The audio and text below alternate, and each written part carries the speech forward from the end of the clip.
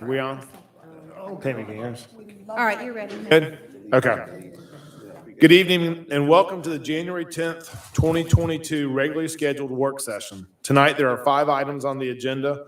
Public comment is allowed as germane to an agenda item. If you wish to speak, you are required to fill out a public comment card. And if you are speaking on behalf of an organization, you must fill out an affidavit that you have the authority of said organization. Please remember that this is not a time to engage the mayor or members of the city council in conversation. When your name is called, please come forward and speak into the microphone stating your name and address for the record. Public comment will be allowed for a total of 10 minutes per agenda item and no more than 2 minutes per person. Public comment will be heard at the beginning of the item. Once the item is called, no other public cards will be accepted. Will the city clerk sound agenda item A? Good evening, Mayor. That first item is discussion of the special events permitting in Milton. It's presented by our Economic Engagement Manager, Ms. Anita Jupin.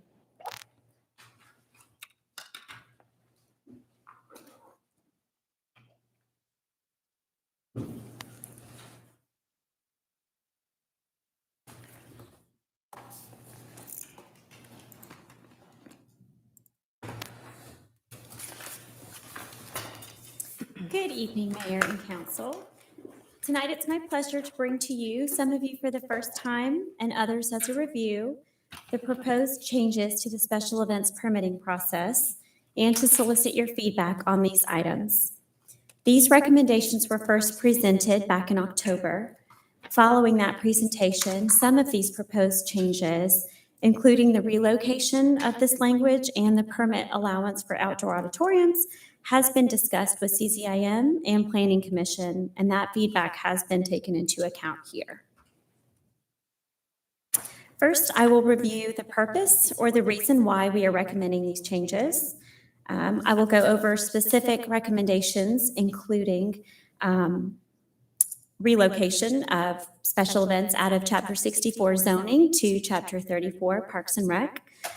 We will talk about what constitutes as a special event. We will look at the number of special event permits that each location can receive, as well as the fee structure for different types of applications. And lastly, we will discuss the element of mobile food vending at special events. And I will make sure to pause for feedback after each of these items.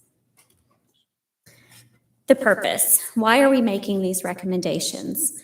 Special events play an important role in our community. Hosting events help revitalize local economies, but the benefits go well beyond what can be measured in economic terms. Events provide unique activities, opportunities for volunteerism, and greatly contribute to the life across Milton. As events are once again flourishing, city staff is often asked the question, do I need a special events permit? This prompted us to review the existing language to provide clarity, support the successful staging of special events, while protecting the safety and welfare of the public. City staff is recommending relocating the definition of special events to Chapter 34 Parks and Rec and removing from Chapter 64 zoning. Municipalities wide-ranging tie special events to their Parks and Rec departments, as there's overlap in the usage of public space, parks, facility rentals, and guidelines. There are many synergies between special events and parks and recreation. City staff has explored practices of surrounding municipalities, including Alpharetta, Roswell, Johns Creek, and Sandy Springs. The special event permit language either falls under its own section or under the umbrella of Parks and Rec and Cultural Affairs. But in each instance, permit applications are administered through Parks and Rec Department. If the use exceeds what a temporary special event permit would allow, only then would it become a zoning discussion to look at the particular use of a property or a location. Additionally, staff is recommending clarifying the definition of a special event. The current language references specific types of events, car shows, arts and crafts shows, grand openings, and refers to specific events of what's included and excluded from the definition. Rather than listing events specifically, staff is recommending to define the characteristics of an event to capture them in a broader way. And we will go into that definition now. Since it has a part A, B, and C, you'll see it broken down over the next couple of slides. Part A asks if an event has more than 100 people, will have a substantial impact requiring substantial public services and require any road closures. And I'm going to jump to the next slide. These terms that are highlighted here in yellow are new, and you'll see this again in Part B, so we'll go over them now. Substantial impact is recommended to replace public nuisance in the context of special events. Substantial public services coincides with that definition. So if a planned special event has an impact to the public requiring substantial public services, city staff is recommending for that event organizer to seek an event permit. This third term that you see here is for outdoor auditorium. Some of you may remember back in October that we had also included a definition for privately owned public spaces, but after receiving feedback, we have removed that term and are focusing only on the land use designation for an outdoor auditorium. Zoning is currently working to provide language for this term and intends to clarify that it would have to include an outdoor structure or stage to meet this designation. And this will help to ensure that it remains in areas that are intended for this use. This language is expected to go before CCIM in February, Planning Commission in March, and the goal is to see a text amendment pertaining to outdoor auditoriums sometime in May.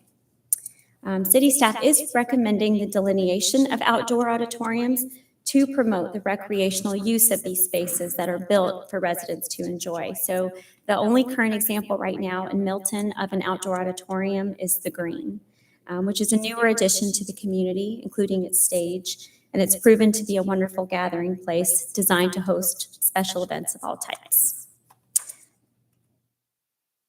Part B asks much of what Part A asks. The only change here is it includes whether or not the event will charge an admission and property owner will generate revenue from commercial sales. And Part C is recommended to address really any type of event that requires substantial city services and public resources that do not fall into Part A or Part B. So I'll stop here for your feedback on this definition. Any questions for Anita so far? Can you go back a couple of slides? I think it was, I'm not going to remember what it is until I see it. One more, please. Mm-hmm.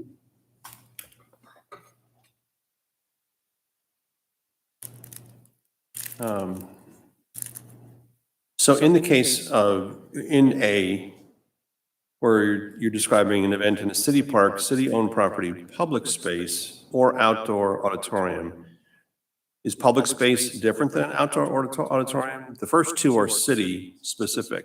We own them.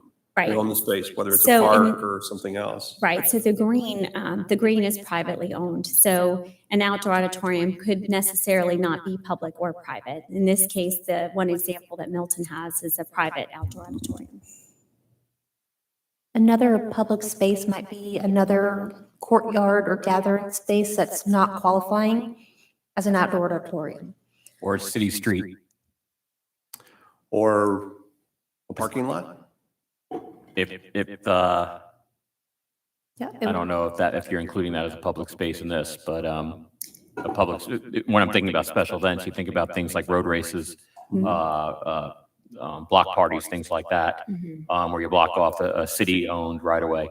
So that would be considered a public space. I don't know. I don't. The parking lot, I was going to say the parking lot, if it doesn't close a road, would be less of an impact. But from a definition standpoint of public space, it's privately owned. We got away from the definition of privately owned public space.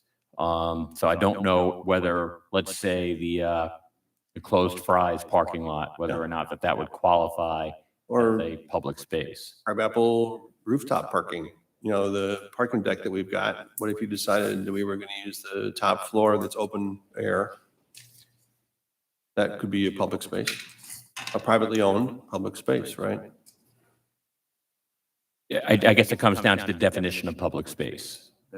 Do we have a definition of public space? Isn't That that- would be a concern. Isn't that kind of a bunch of them right there? Let me offer up that staff have been long suffering waiting for my comments to come back in on this. And I gave them some today, but they have not had time to digest them. Yeah. Some of these issues are drafting issues. You know, there's a famous legal maxim that words are known by the company they keep. And so when you look at A and you see a city park or other city-owned property, public space, or outdoor auditorium, one natural meaning of that could mean that those are all city-owned spaces. And that's sort of the way that might be naturally read. I don't think that's the intention. And so we're working through some of this nomenclature. So if we could simply sort of give sort of bigger themes as, yeah, this is what we're looking at, I think that'll help staff and me better draft a final product for you, because I hear you. That makes sense. And that's exactly why I was looking for that clarification. Ken, thank you for weighing in on that. I know that's going to go through a process, so we don't need to conclude this evening. It's not necessary. But from a first blush standpoint, I just offer up that for consideration. I think there's going to be a lot of clarification that's going to be needed. I want to make sure that when we measure some of these things, that we don't unintentionally turn, let's use Fry's parking lot as the example. Suddenly it's an event space, and that's got a new use until such time that the whatever business entity goes in there, or the property changes hands. Or when we get into the indoor auditorium, what if the Fry's is empty and we decide that that's an indoor auditorium? There's going to be a lot of definition work that I think is going to be required to really vet this. I love where we're going with it. I think there's a real advantage to the city to ensure that we're supporting the kinds of events that create a sense of community. But I want to make sure that we also put the outer parameters on it to ensure we're not getting something we didn't bargain for. Thanks. Rick? Is there a way, I guess along the same line of what Paul was saying, from an organization standpoint, I think we start to convolute it if we have city-owned or right-of-way, and then we add other things in the same category. I think that leaves it open for different interpretation. If you had, here's city-owned or actually public space, but it's not the use of something where people park for a Target or whatever, and that should fall, I would think that you'd want to fall under the other, which would be private, because it's private property, versus mix it in here, because I think that gives us a loophole. That's a fair We point. define public space as those type of things, and I think then I just think we get into some of the issues we may have struggled with in the past. Clarify and just keep it separate. So you've got public, you've got private, and then this new category of the auditorium. Could I ask a question? Oh, go ahead, please. Along those lines, is the council okay with events occurring in those parking lot type spaces, so we understand whether to exclude them or include them specifically and clearly?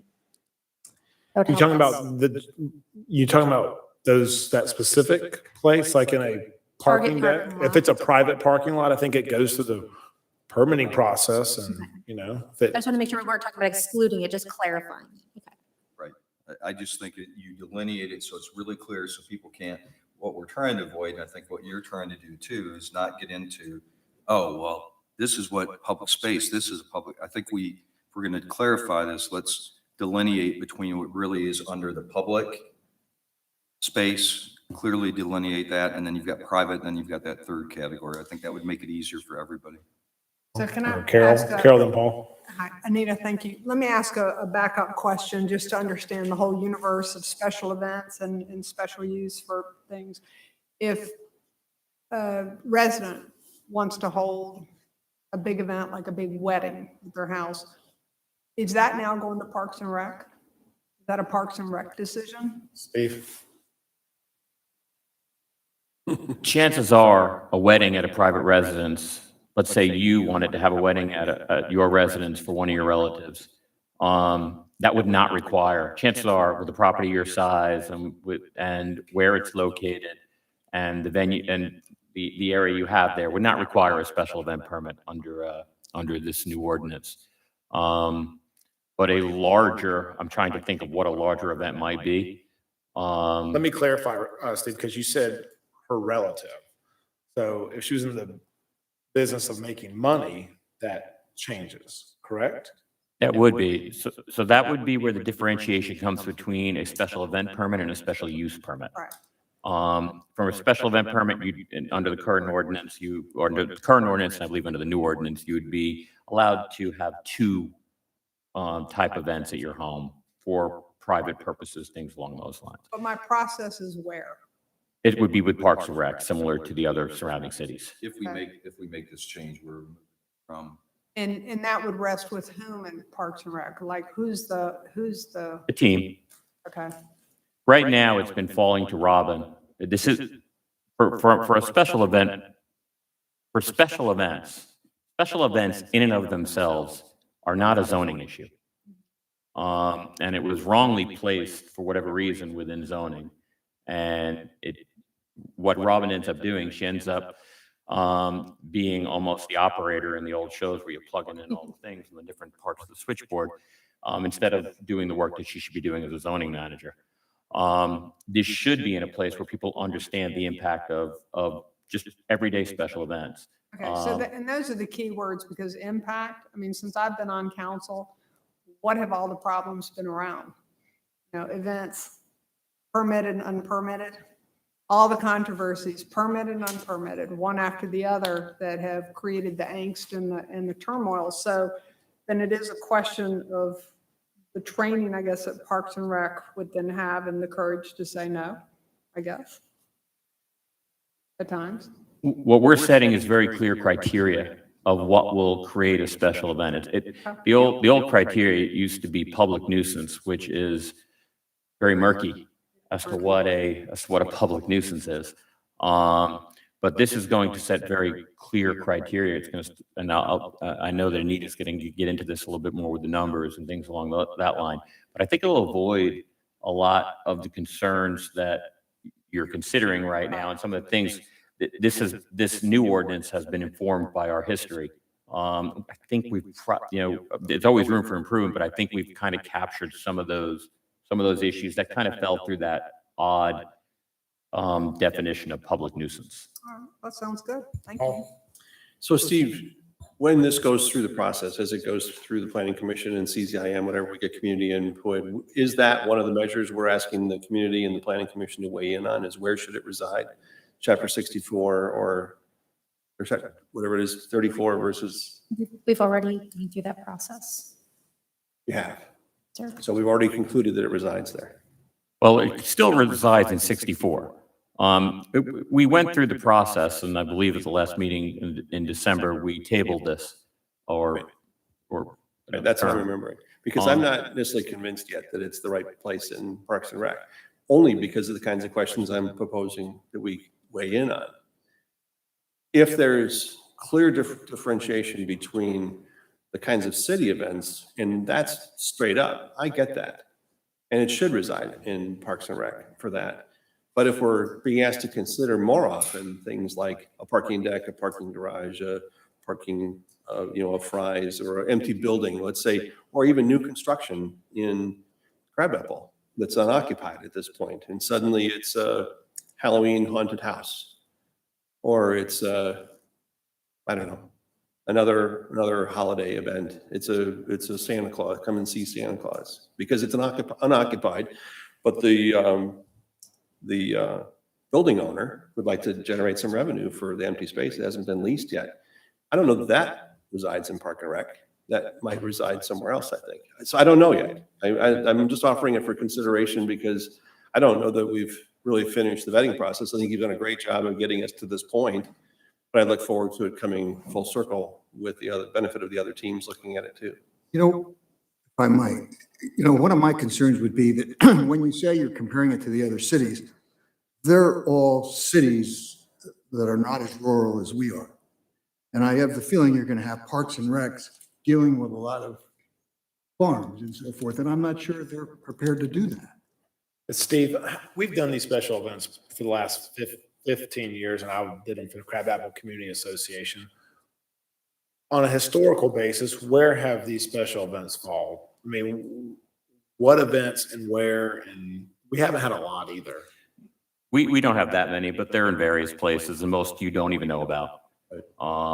And I think you may be overestimating the involvement of community development in evaluating these.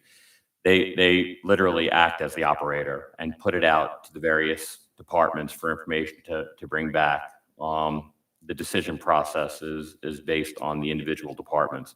This is really a workload issue and process issue as opposed to a zoning issue, because it's not like a special event permit is heard before a CZIM, planning commission, or anything like that. It's entirely administrative. It's entirely managed by staff. Where it lands is not going to necessarily impact it's not going to impact our ability to manage the actual application, because the same departments are still going to be giving the feedback based on it. We're just creating a different entry point. To give you an example, where I used to work, special events came through the city clerk's office. The city clerk knows nothing about special events, but the city clerk does now in turn get the information out from Yes. I know.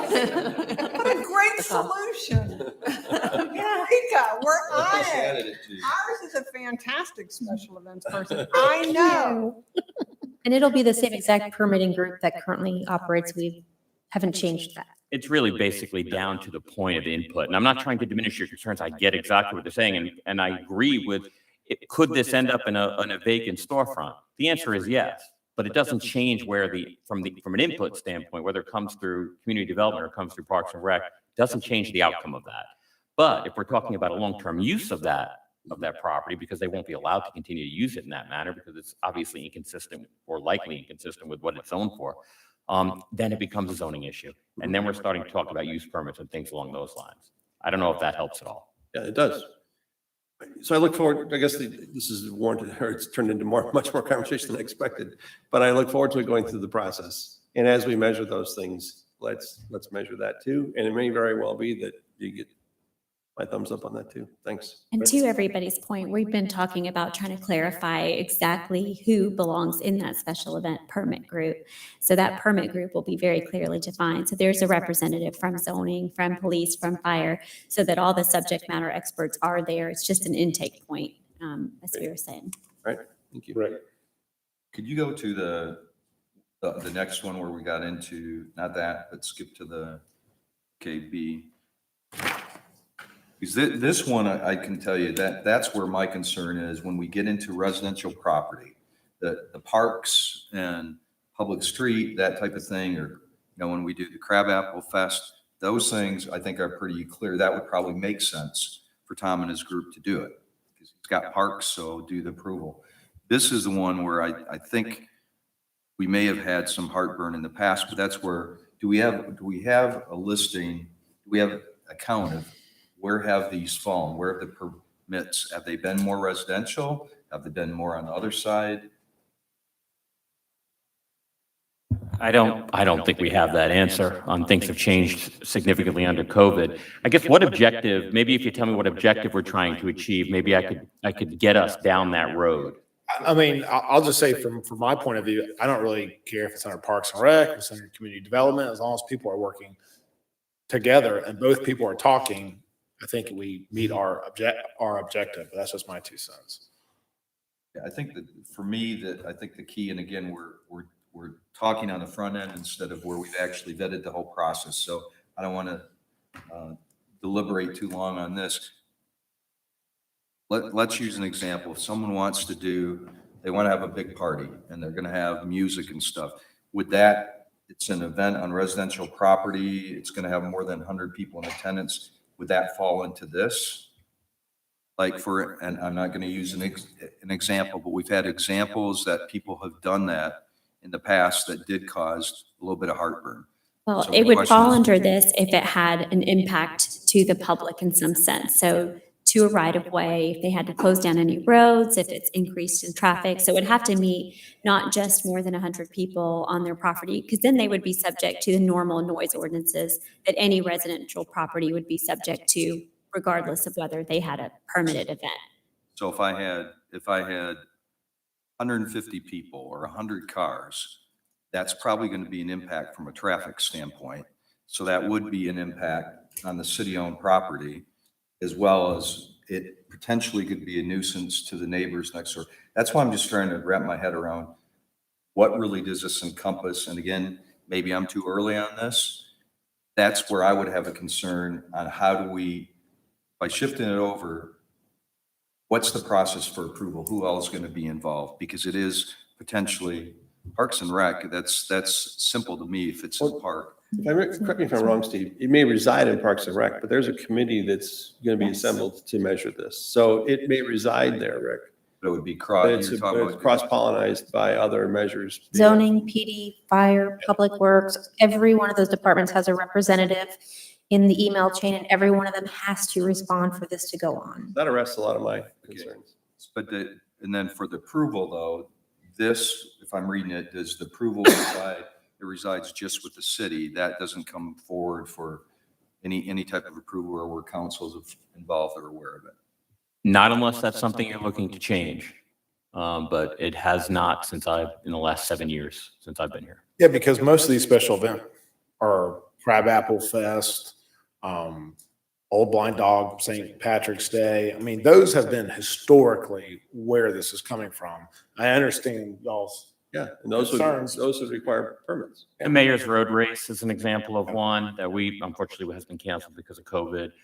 We've had a few events up here. The Wine Fest. Yes, that was an example of one. But we don't get that many. What was the most recent, the Milton Historical Society? Did that require a permit? It did not. Yeah, great example, right? Because the property absorbed it. It was inside. There were probably in excess of 100 people. Because they were concerned about attendance, they did have a blue light at the entrance. So it was totally absorbed by the property. And that, Councilmember Moore, is a great example of why this is structured in the manner in which it is. Because first of all, it's property specific, and one property is not the same as the next. Mm-hmm. And you look at each prong of that to identify exactly whether or not it really meets that criteria, because it has to meet them all. That's a great example. I'm sure you had more than 100 people there. But on a property that size, in a venue like that, I'm sure there was very little impact on our roads, on the neighbors, anything along those lines. So that is a great example. Well, I appreciate the group approach to approval. That alleviates any concerns I have. Thank you. And one other thing we worked hard on was these ands or and/ors. And the very bottom one is if the event will charge an admission or the property owner will generate revenue gains from commercial sales on a residential property, they would have to submit that for consideration from the group. So that kind of would hopefully alleviate some of that concern about having revenue generating activities on a residential property going on. And that can be an or, so you don't have to meet the other thresholds to consider that. Would this limit still 2 events, or can this be unlimited events? Every property within the city would have 2 other than the outdoor auditorium. Okay, so we still stick with the 2, even though that's the other thing I want to make sure we didn't open it up where someone could have 12 events on their property that met this requirement. No, So and we we'll do get per into year. that number too in just a second. You'll see that traditionally it won't change. It'll only change for properties that are zoned for that land use.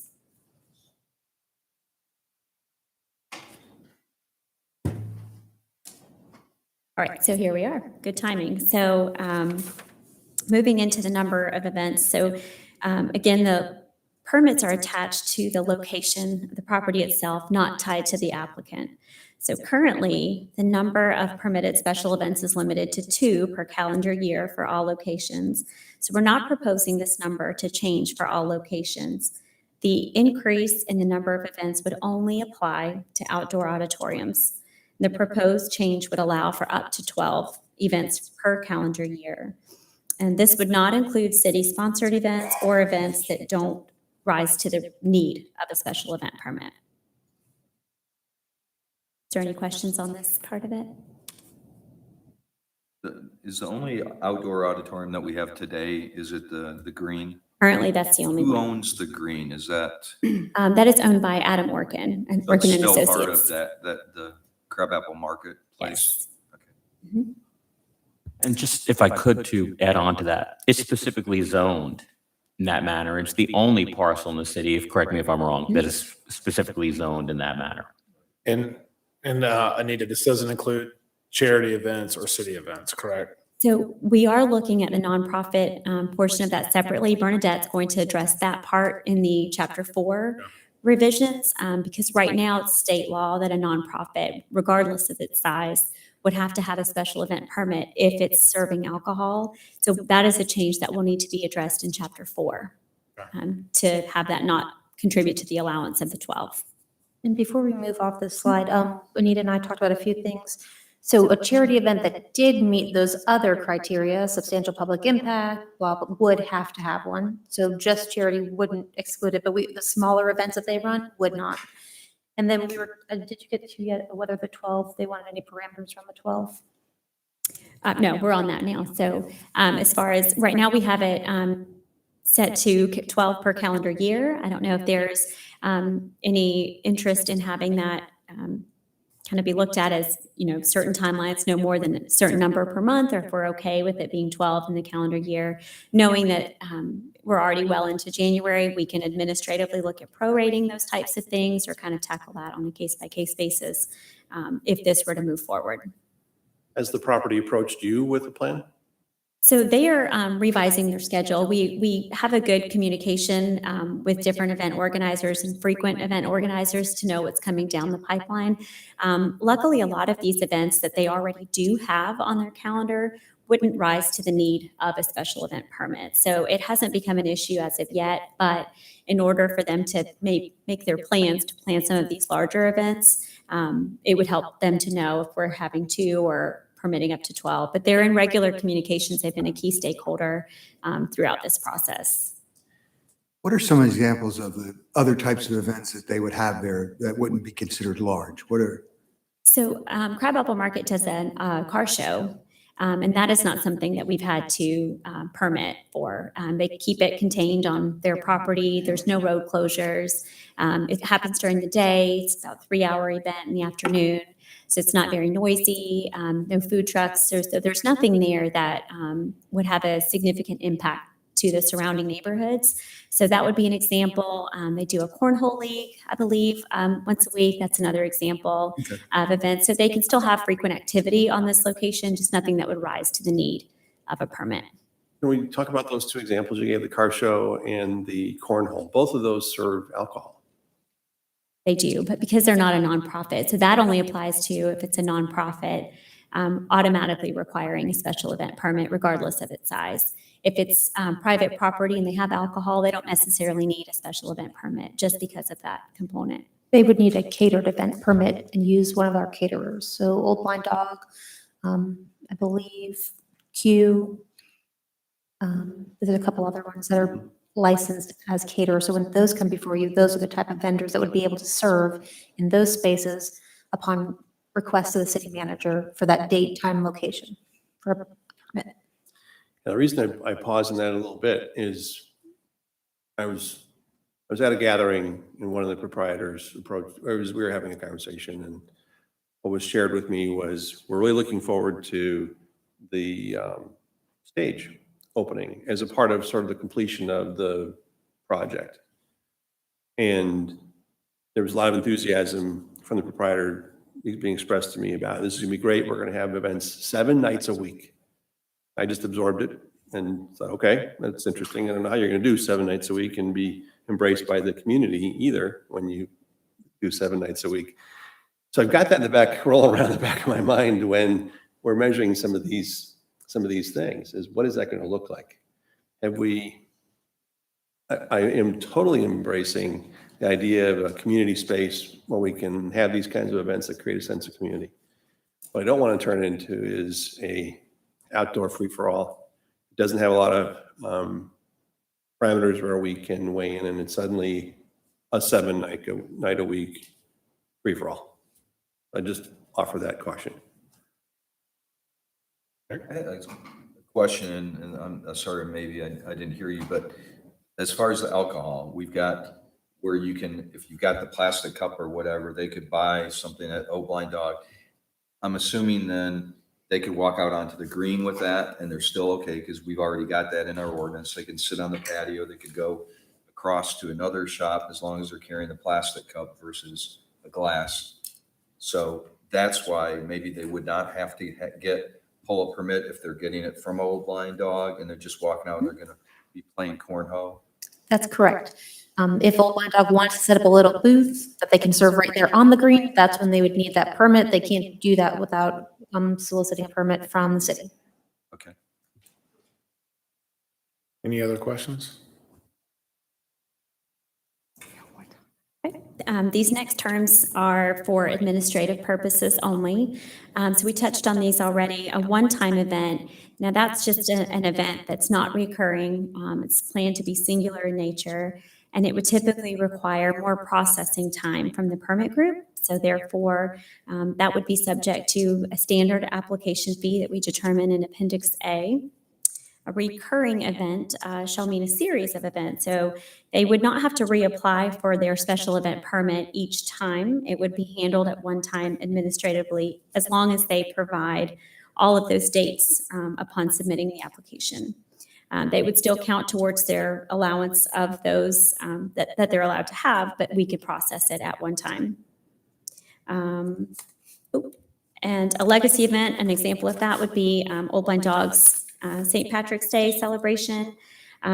It's one that takes place consecutively in substantially the same form for a minimum of 5 years. And we're recommending a relief in the application price for these types of events because the processing time just tends to be a lot less since we already know the footprint of those events, and processing them is a little simpler for the group. Are there any questions on the fee structure?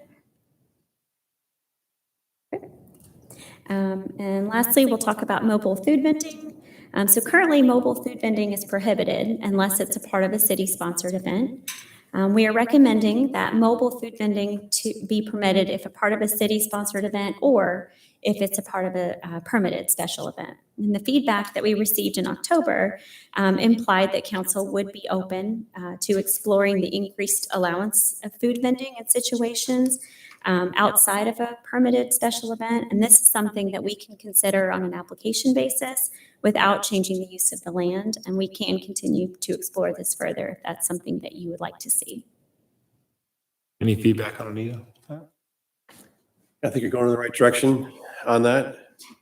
You may remember the caution I gave us one time ago, or a meeting or two ago, when we talked about when we were newer as a city and whether or not we should, whether or not we were compromising the prospect of a brick and mortar business that was just a startup. And there was a point in time in our life as a city where that was a consideration. I think that was really important. I think we've grown to the point now where we can be more welcoming to the food truck community, because it's a contemporary way to offer unique foods and make events attractive too. So I think it's time for us to give this some serious consideration. I don't want to be in the city that excludes this stuff and then not be able to host some of the kinds of contemporary events that are attracting great events in the cities.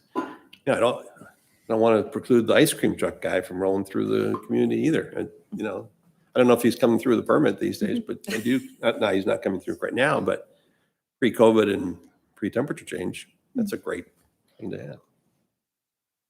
Yep, I'm all in favor. Any other comments? So this would just add it to permitted special events. If you guys would like to see it other places, we would have to bring that into another meeting with other staff that would be in charge of that section. I think focus on this first, but then once you've nailed this, that would be certainly next on my list. I'm definitely open to that for sure. Yeah. So what's next? Where do we go from here? With your support of these proposed changes and some additional clarifying language that we will continue to work on, this would go back to legal again for further review and final approval. And then you will see this as a first presentation item, followed by an unfinished business item where you will vote at that time. That is all I have for you today. If you have any other questions or feedback, and thank you for your time. Thank you. Thank you. Thanks. Thank you. Very much. Tammy, I'm assuming we didn't have any public comment for that, right? Unless We Mr. do not, Reese Mayor. wanted to talk about that. We do not. All right, if you will please sound. If you'll please sound the next agenda item. Mayor, that next item is consideration of an ordinance amending the Milton Code, Chapter 20 Environment, and Chapter 60 Tree Canopy Conservation to require predetermination by the Community Development Director regarding applicability of certain exceptions and exemptions to specified city permitting requirements. It is agenda item number 21361. It was first presented at the December 6th regular council meeting, then at the unfinished business portion of the December 20th, 2021 city council meeting, and it was deferred to tonight's work session. Community Development Director, Mr. Bob Buscemi. And what we'll do with public comment, if everyone's, council's okay with this, is we'll do the presentation, allow public comment, and then we'll go into discussion if y'all are okay with that. Okay, so this is the AG1 ag exemption. I'm going to turn it over to Jerry, who's been working on this and has a little PowerPoint.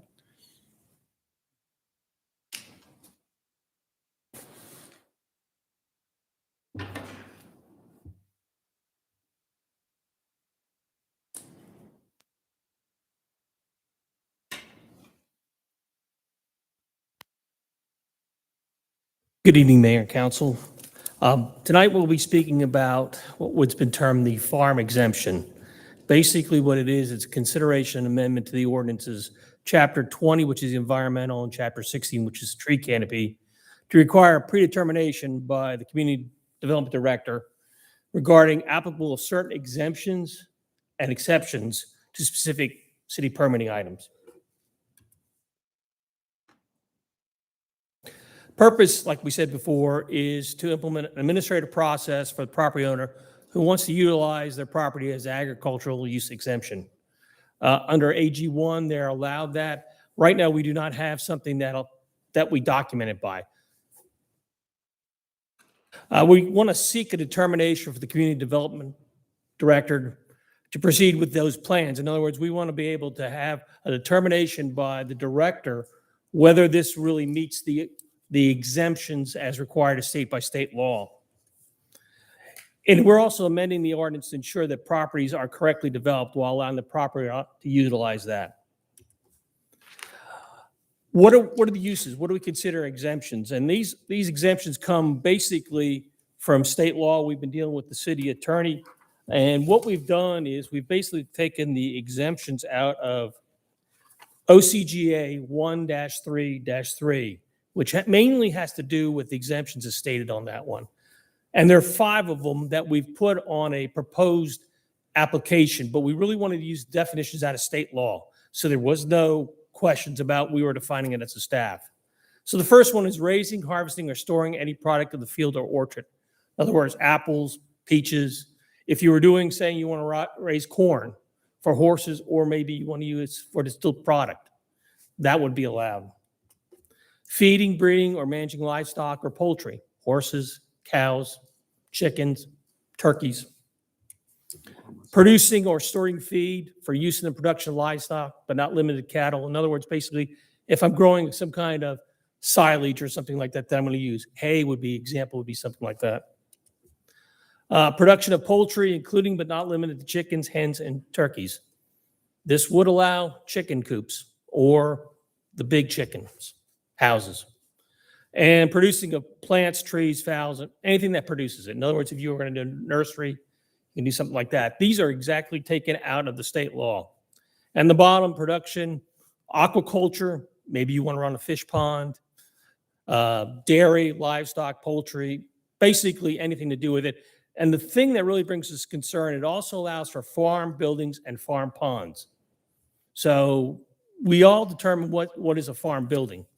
Our concern from staff is somebody comes in there and wants to build a house and says they need to use that to run their farm. So that's one of the reasons we put that in there. And these all, like I said before, are from state law. Within the last years, we have 2 to 3 property owners who've utilized the ag exempt. We just had one recently come in, sat down with them, and we were basically told by them that they have the exemption and we're sorry. And we just basically had to agree with them. There is no way right now for us to codify it or control it. So that's why we've added this. Typical uses within the city has been a pasture for equine or livestock. This is the example. Actually, I was out there with the city arborist this year, Northwest Carnival, Arnold, and Ratchet. This was basically a forest, pine trees. He's come in there, he's established a pasture. It's actually a nice stand of grass. We got called out there because of some tree removal. And luckily we got out there because there's a stream buffer through it, and we were able to work with the property owner to allow him to know that he cannot do anything in the stream buffer, but we worked with him on that one. So this is one that's happening right now. It's pretty obvious. What we've attached right now, and you asked for in your meeting, is a draft application. It's basically some information we require. We did include the 6 uses that are state law, so that we could get the applicant to actually tell us what exactly they're planning on doing with it right now. And we thought, since it's in state law, that would probably be the best way of doing it. And then we also have, on the bottom, we have attached documents. We included a boundary survey. We would like really some direction from the council about how extensive you would like this. Being a civil engineer, I probably would like some more additional information, but then again, we don't want to overstep or put a burden on anybody who wants to develop that. So we put basically a boundary survey. We would like to see buffers. There might be some erosion control devices we would like, but right now we were treading really lightly on this until we got some direction. One question I would have, and I apologize, I was not here for this for last week. The agricultural exemptions they don't just become parcel wide. They're only where you're going to actually have the agricultural use, correct? No, there is no control over that. That would be something we would really like. If we could really, from a staff standpoint, we would like it to be defined where on the property it is, where the buffers are, and we would almost like a management plan. The folks that had come into us last year, they supposedly had a management plan, and we asked that they submit that, but we've never received it. And their big concern was they were moving very quickly because they wanted to be able to get the trees taken down and fescue grass started. Fescue has a certain time. After a certain time, you can't plant it. It goes into a rye or something like that. We've asked for that, but we've never received it, and we really don't have any way to force somebody to do it. So we have to ask nicely. So Jerry, maybe could we limit the agricultural exemptions to where the agricultural uses are, as opposed to the residence, the pool, and things along those lines? I'm not sure how you do it, candidly. And if we're going to talk about trying to get that granular and how we're going to apply these exemptions, I think I'd want to meet with you all and staff and take a look, put something together to prepare it, because typical way I view this is if you have a bona fide agricultural use on your property, you are exempt from certain local requirements, sort of built into state law. So obviously I'm looking at this application. This application is not nearly granular enough to pick up, I'm doing agricultural stuff here, but not here. And that's what I would have expected. But if the council says we really want to see if we can put a finer comb on this, I'm happy to consider it with your capable staff, but I'm not able to tell you right now you can do that. My concern for the council, if I could, would be, let's say you have a 20-acre lot, and your plan for your agricultural use fits into one of the 6 parameters, and you're going to do that on 1 acre of your property or 2 acres of your property. This would allow, correct me if I'm wrong, the complete agricultural exemption, which would prevent us from managing most of the stormwater related issues, because clearing 20 acres of land has significant land management issues. You're going to have far more runoff. Now, they'll still have to abide by the Clean Water Act and things along those lines, but we lose our teeth when it comes to that. And the second piece is, of course, if they're only going to have a very small area of agricultural use, I wonder what the purpose of clearing up the rest of the property is. That would be, I just put that out there for your thought process. And that's a very reasonable consideration. Of course, that gets into the good faith by which the application is tendered in the first place. I mean, if you're attempting to suggest that I've got an acre of agricultural and 20 acres that's not being used agricultural, and I want to use my 1 acre to exempt the remainder, I mean, yeah, I think that could be considered bad faith. Something to think about. And quickly, I see Mr. Reese like to speak. We just wanted to basically give you an idea of what would happen if they don't avail themselves to that. This is what we're proposing. Basically, property owners should have deemed to forfeit their right to pursue such availability and the city shall have enforcement options available under law, including but not limited to a 5-year hold on approval of any building permits, land disturbance permit for subject properties. And the case would be if somebody was to come in there and say they wanted to start a pasture, took down 20 acres of land and showed up and said, oh, great, we can cut in a subdivision and tree canopy now has disappeared. So that would be one of the reasons we want to hold that in. And, as staff, we're always working from the worst case and how it's going to come through. So hopefully we don't have that problem, but we do want to prepare you for that.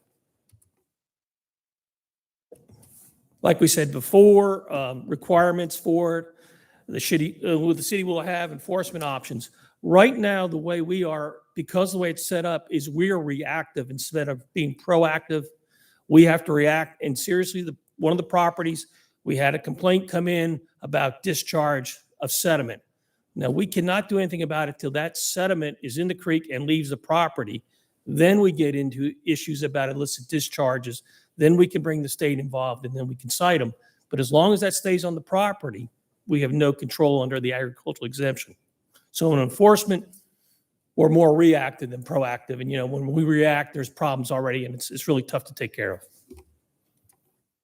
of. Like I said before, we want to have that 5-year hold if you do something wrong. And then one thing we did want to say, and I do want to apologize, it was probably my fault, is we did include the verbiage when we redid the floodplain, the stream buffer, and the stormwater management.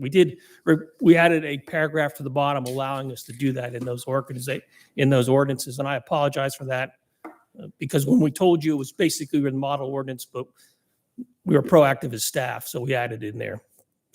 All right, thank you. Public comment, Tammy? We do, Mayor. I'd like to invite Mr. Scott Reese to the podium.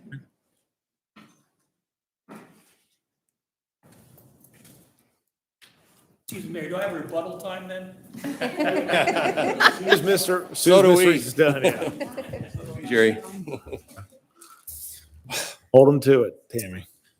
Mr. Mayor, members of council, I'm Scott Reese from Reese and Associates doing business at 13685 Highway 9, Milton, Georgia, 30004.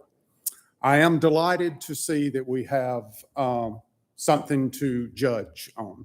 Before, it was a little bit of guesswork. So I'm glad to see this. My problems, I guess, are I think the city needs to be proactive, and when someone comes in, that the city should have the BMP's best management practices for a list of erosion control measures that the applicant should be handed at that time.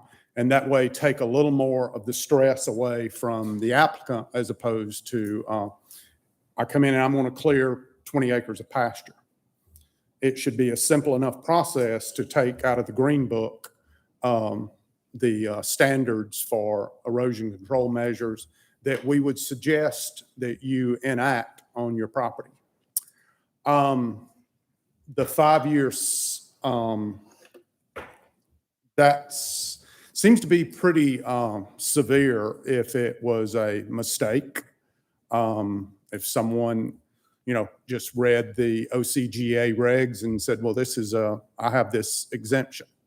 And say they were made aware of the city's process for doing that and it was mistaken. Or then are we going to say that for 5 years they can't do anything with their property so maybe it was a warning, and then if they proceeded, then it's a 5-year moratorium. Also, on the second part, if someone comes in and they're going to create pasture on their property and life happens, they die. Their wife then decides to sell it. So are you going to hold them to the standard that, oh, I'm sorry, life happened, you can't do anything with your property? So, it's always in the weeds and, it's worst case scenarios. I'm here, been that. We've probably done 20 or 30 horse farms or agricultural uses since the city was formed. I don't really know of any that has created the big problem. So are we Are we operating in that? I think we could handle this in a more proactive way and a little more working with the public. I don't really run across many people in Milton that are trying to, create a detriment to the community, what they're paying for the property. They're really not looking to destroy the environment or change their property to where they're going to devalue it. So I think there are ways that the city could work with the applicants, especially the best management practices, and go through. So that's my concerns. Thank you for your time. Thank you. All right, questions for staff? Rick? Yeah, I like where you're going with this. I mean, I think you're taking a little bit of control because then you can set expectations for the property owner as far as here's what you should do. I like the idea of also giving data on erosion control. The 5-year hold, I understand, I read that as more of a protection so that someone doesn't come in and clear cut and say, oops, you know what? I now want to do homes. But I think maybe the way you get around that, potentially, you guys could look at some type of recompense. If you know what was there before, if you want to try to restore, do something with the canopy, still have it there so people understand this is what you're doing. But if life happens or someone clear cuts, then they should maybe be subjected to, well, here's what you need to do to actually make it back. You can't just clear cut and say, oops. The other question I've got is when they do the clear cutting, we want to see more pasture land or ag use. If people want to do that with their property, I think that's great. That keeps some of the rural nature of what we still have left with larger lots. What about buffers when someone does a clear cut, buffer to neighboring properties? I understand stream buffers.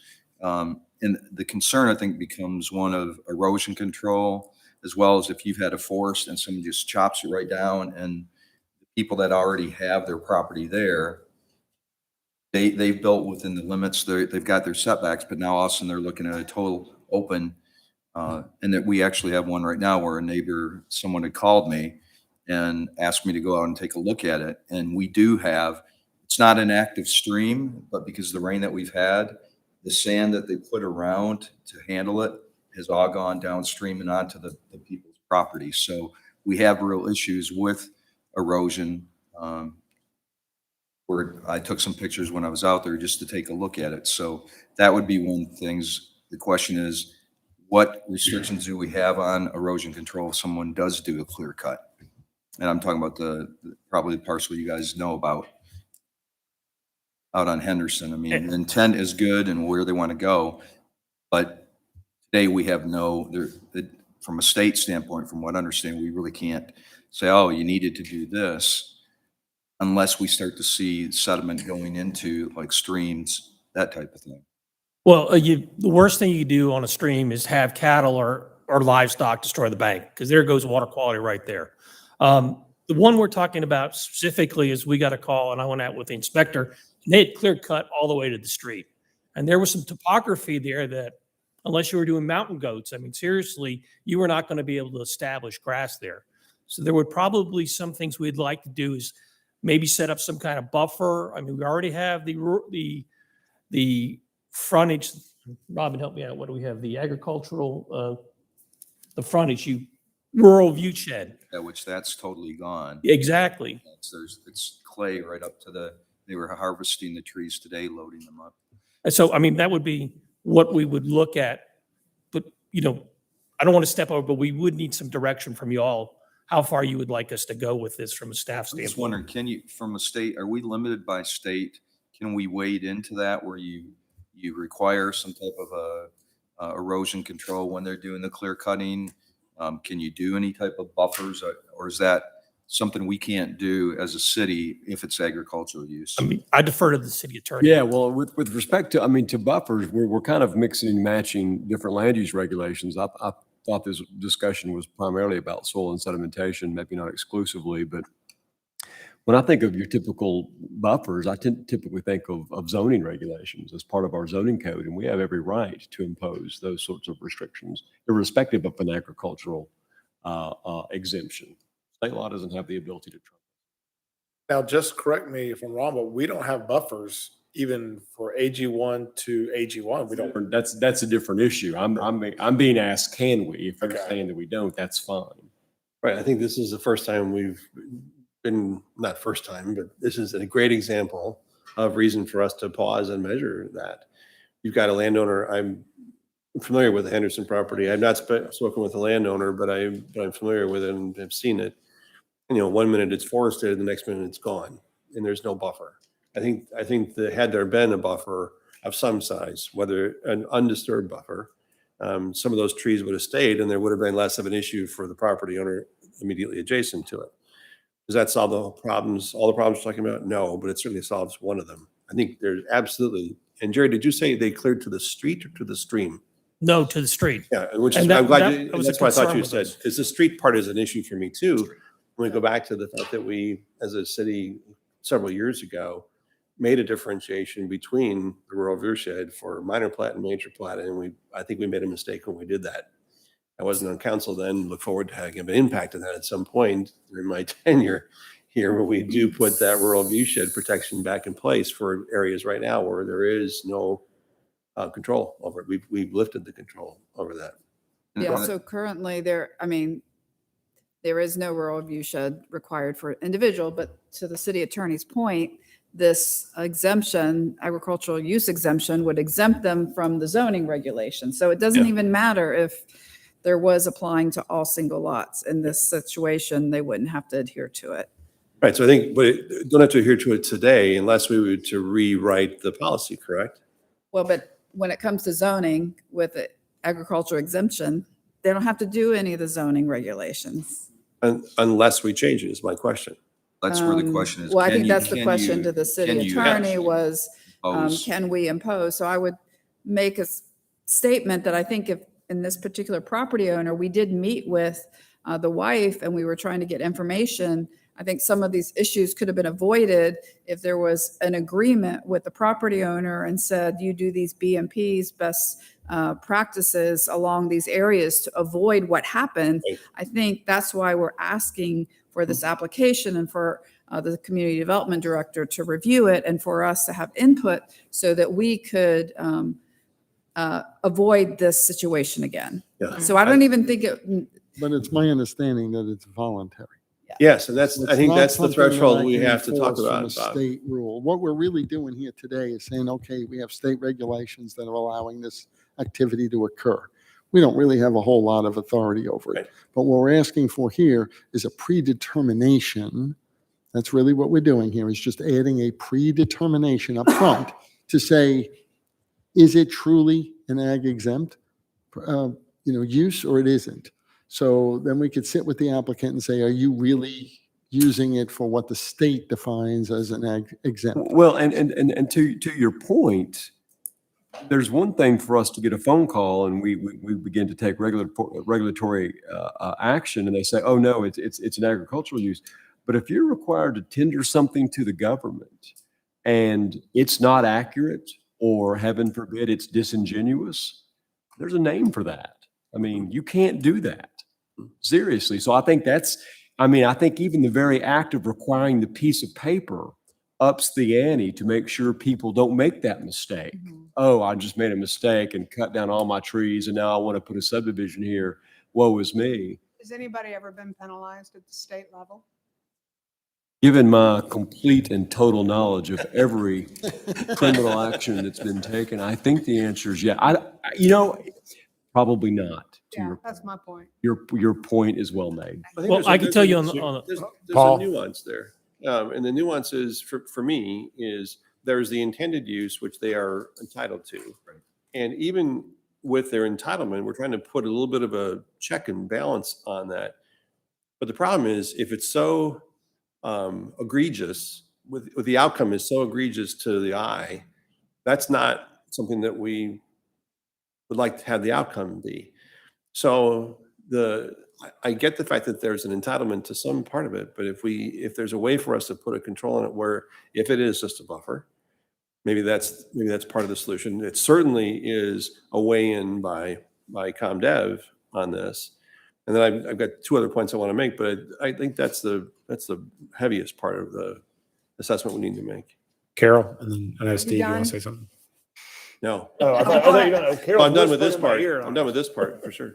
Oh, Carol, you this want to say one, something? okay. You No, said you want to okay. make a point? All right, yeah. So old thinking is that pastures should be clear cut. Okay.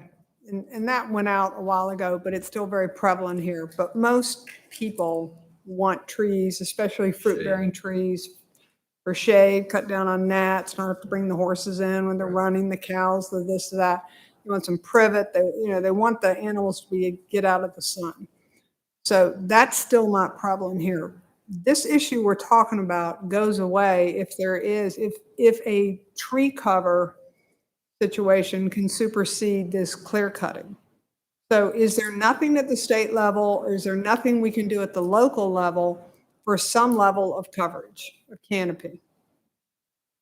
None at all. We're excluded under NPDS, which is my bailiwick, which is erosion setup control, where we require the 3-phase plans and all that stuff. We are completely out of that picture when it comes to farm exemptions. Okay, so we don't have any control with number, we can't institute anything.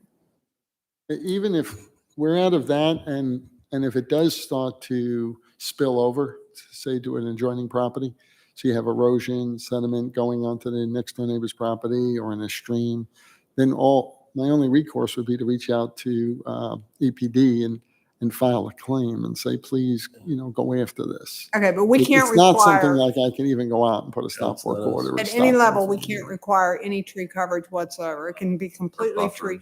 Yeah, because you all are talking Yeah, sediment I'm control, and not I'm asking prepared something to else. definitively say that in this meeting, that we have zero teeth, because while I agree with the soil and sedimentation and those state laws, I'm not getting in that way at all. I agree with that. I pulled it up while we've been talking just to refresh myself again.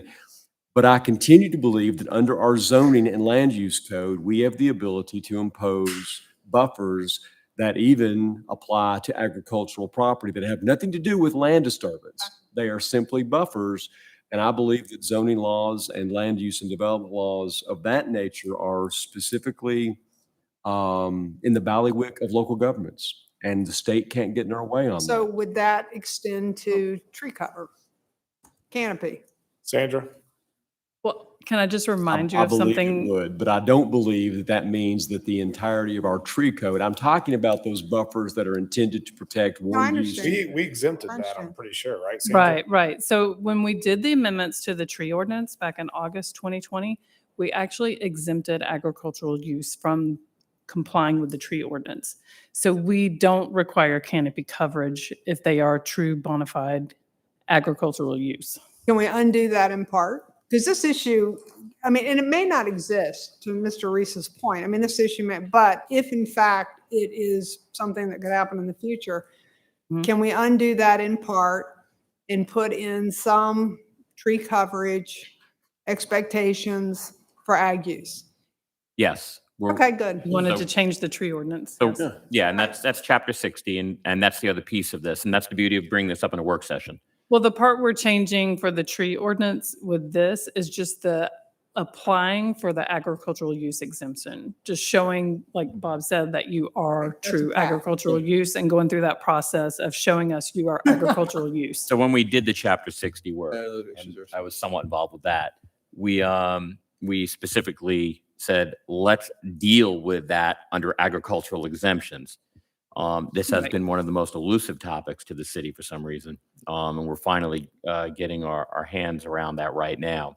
This sounds like a path with the buffer and with this opportunity to undo that a little bit. Then we have expectations on tree cover. I still And think then- we should allow some option, because if someone has a bona fide agricultural use who wants to plant a bunch of And that, they might want to. blueberries or something, That comes up wherever that comes up. Can I make a recommendation?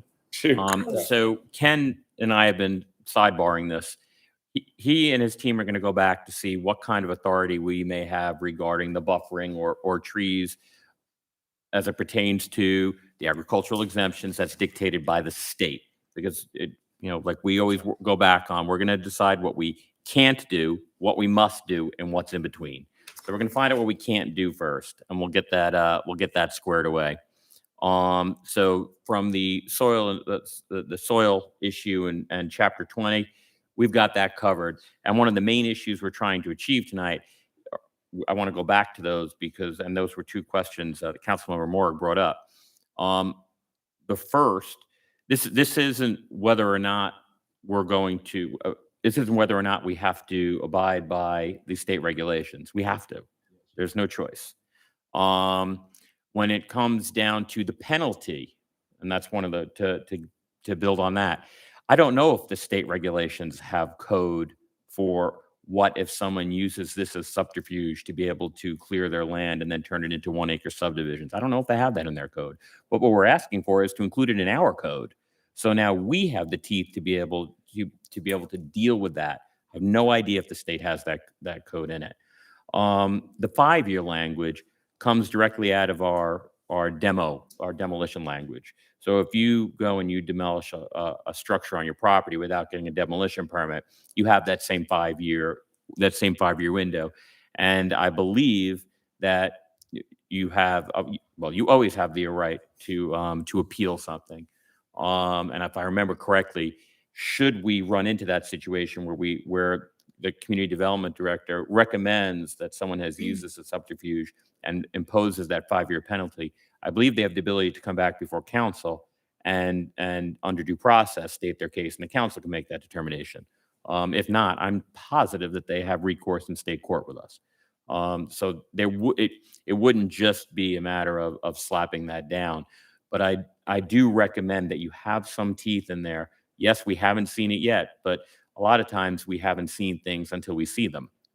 And I would just recommend that you consider that. We have 3 examples of this in the last 2 years, and none of us expected any one of those 3. Each time it came up, it was a surprise to us. So I think what the path you're trying to go down, Jerry, is a good one. I think we need to put those measures in place. I'm sorry. Let's offer two more thoughts. One is in keeping with the thought about the 5-year penalty. I'd also like to think or ask us that we consider something along the lines of, if they also do this and then don't oblige, even if their intention is to do the agricultural use, if they have not started their agricultural use in a certain period of time, maybe it's 5 years, but there's a repercussion for that too. I don't know what it is, but there has to be some effort to return the land to its original state if they haven't actually taken the action.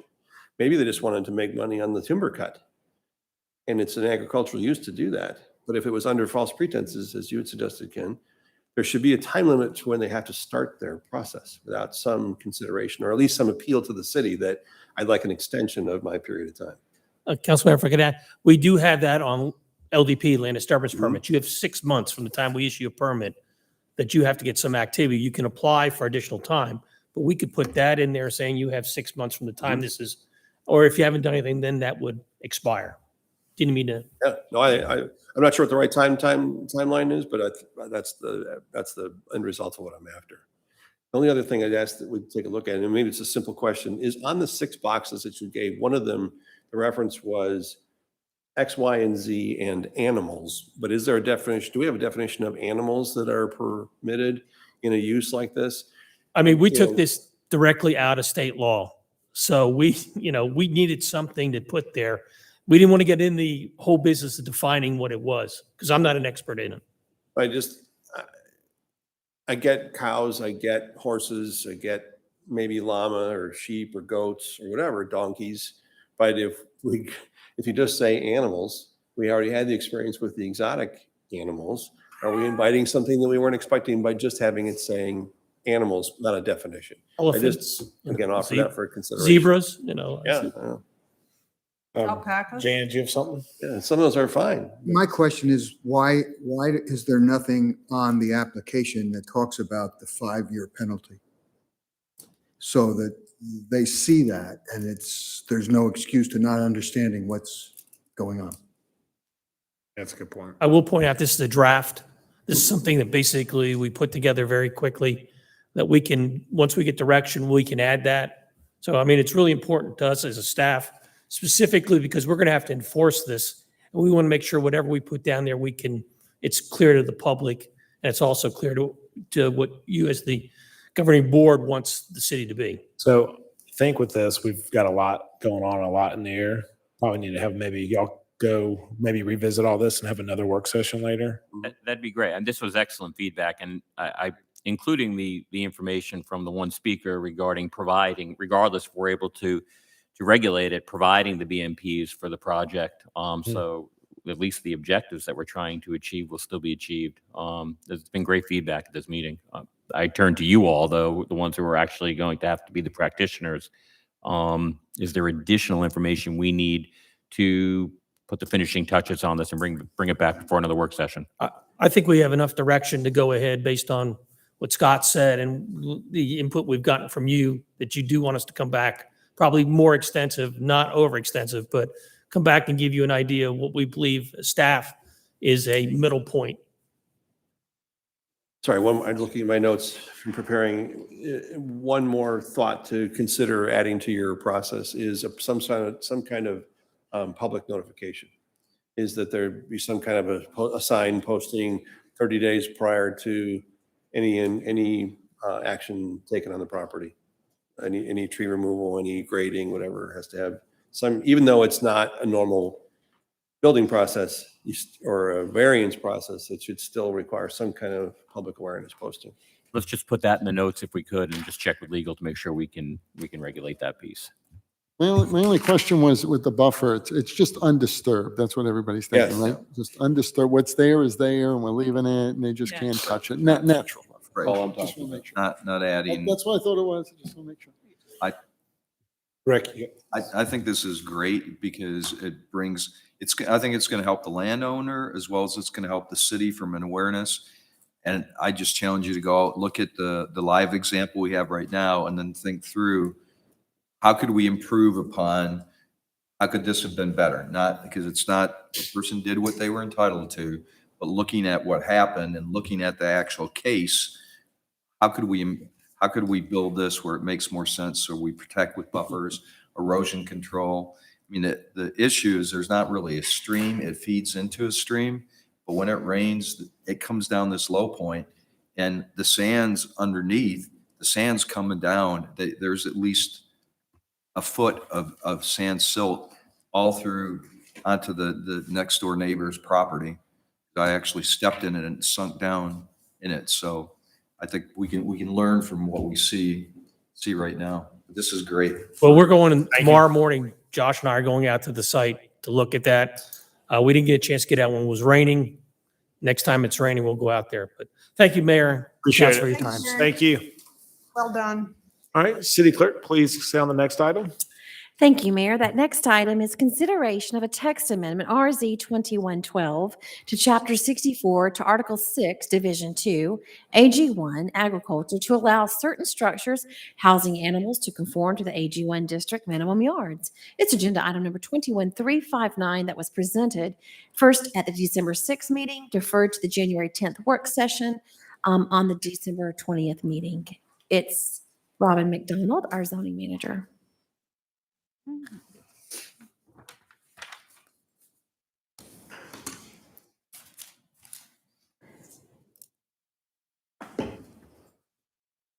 Okay, good evening, Mayor and City Council.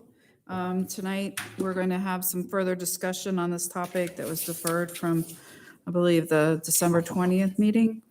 So I just want to go over what purpose and objective of what we're going to talk about tonight is: to allow more flexibility for the placement of structures housing animals which are no more than 2,200 square feet in size on AG1 zone property that are 3 acres or more in size.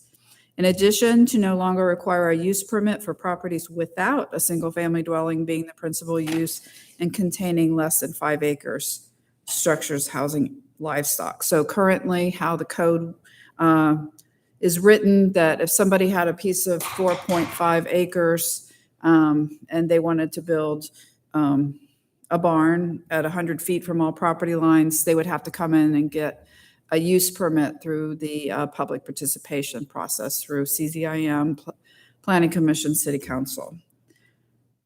The objective of this ordinance amendment is to encourage preserving the rural character of Milton by providing additional tools in the toolbox. Backgrounds. At the October 26, 2021 meeting, Community Zoning Information meeting, there were no comments on this subject.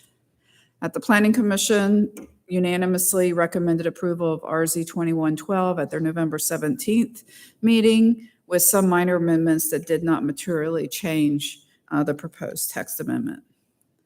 As I mentioned, on December 20th, it was deferred to discuss the proposed changes at tonight's work session.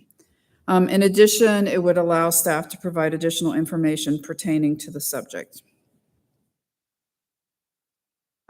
Just a little bit of background. There have been 4 approved primary variances to request a reduction from 100 feet for a new structure housing animals between 2017 and 2021. I'll go through them quickly, or not so quickly, but most recently V2123 on Brittle Road. It was a reduction from 100 feet to 57 feet on 6.38 acres with a barn size of 42 by 42.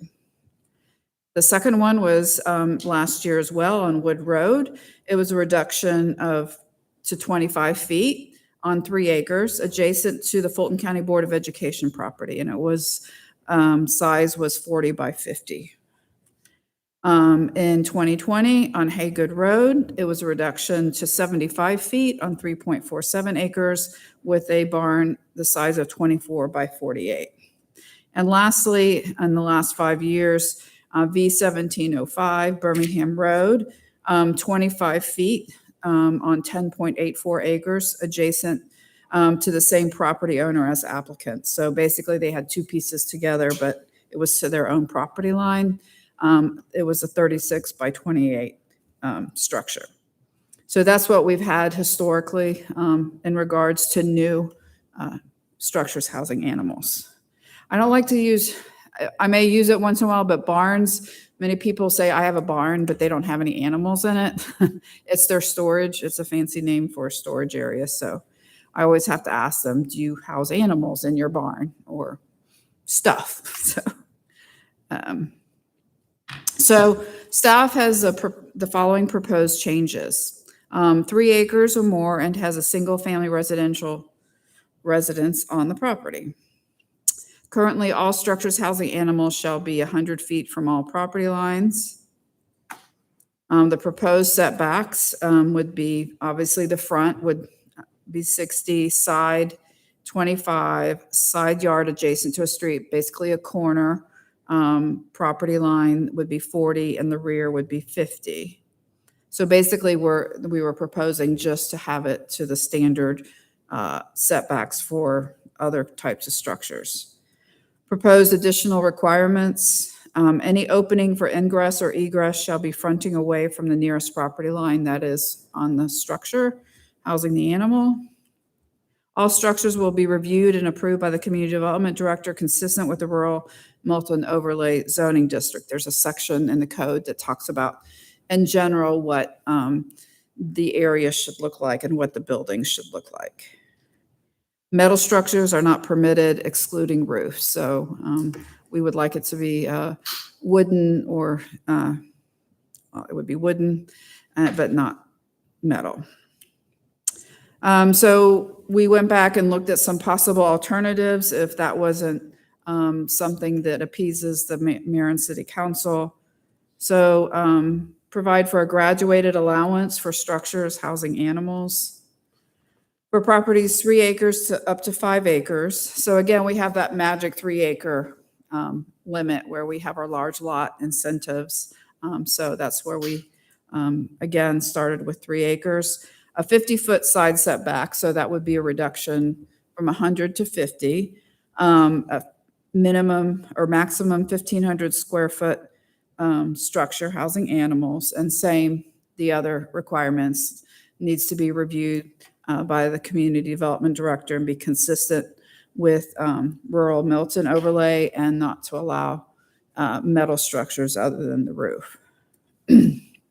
For properties more than 5 acres and up to 10 acres, it would be reduced down to 25 feet, which is the normal setback for buildings. And that would be for a maximum of I went a little crazy with the twos, 2,200 square foot structure housing animals. And again, the same other requirements that I just spoke about. So the next steps after we have a discussion is this is scheduled to be on first presentation next week on the 19th, or actually a Wednesday, and then February 7th for final. So I just wanted to explain too in general that a while back we would have text amendments go to work session between first presentation and zoning agenda, but because we kind of redid our scheduling of when we had the different first presentation and zoning agenda, just discussing it with the city manager, it makes sense to do it, prior to even the first presentation. So with that, I will be very happy to go back and explain anything or answer questions on the topic. All right. Any public comment? We do, Mayor. I'd Okay. like to invite Mr. Scott Reese to the Okay. podium. Thank you.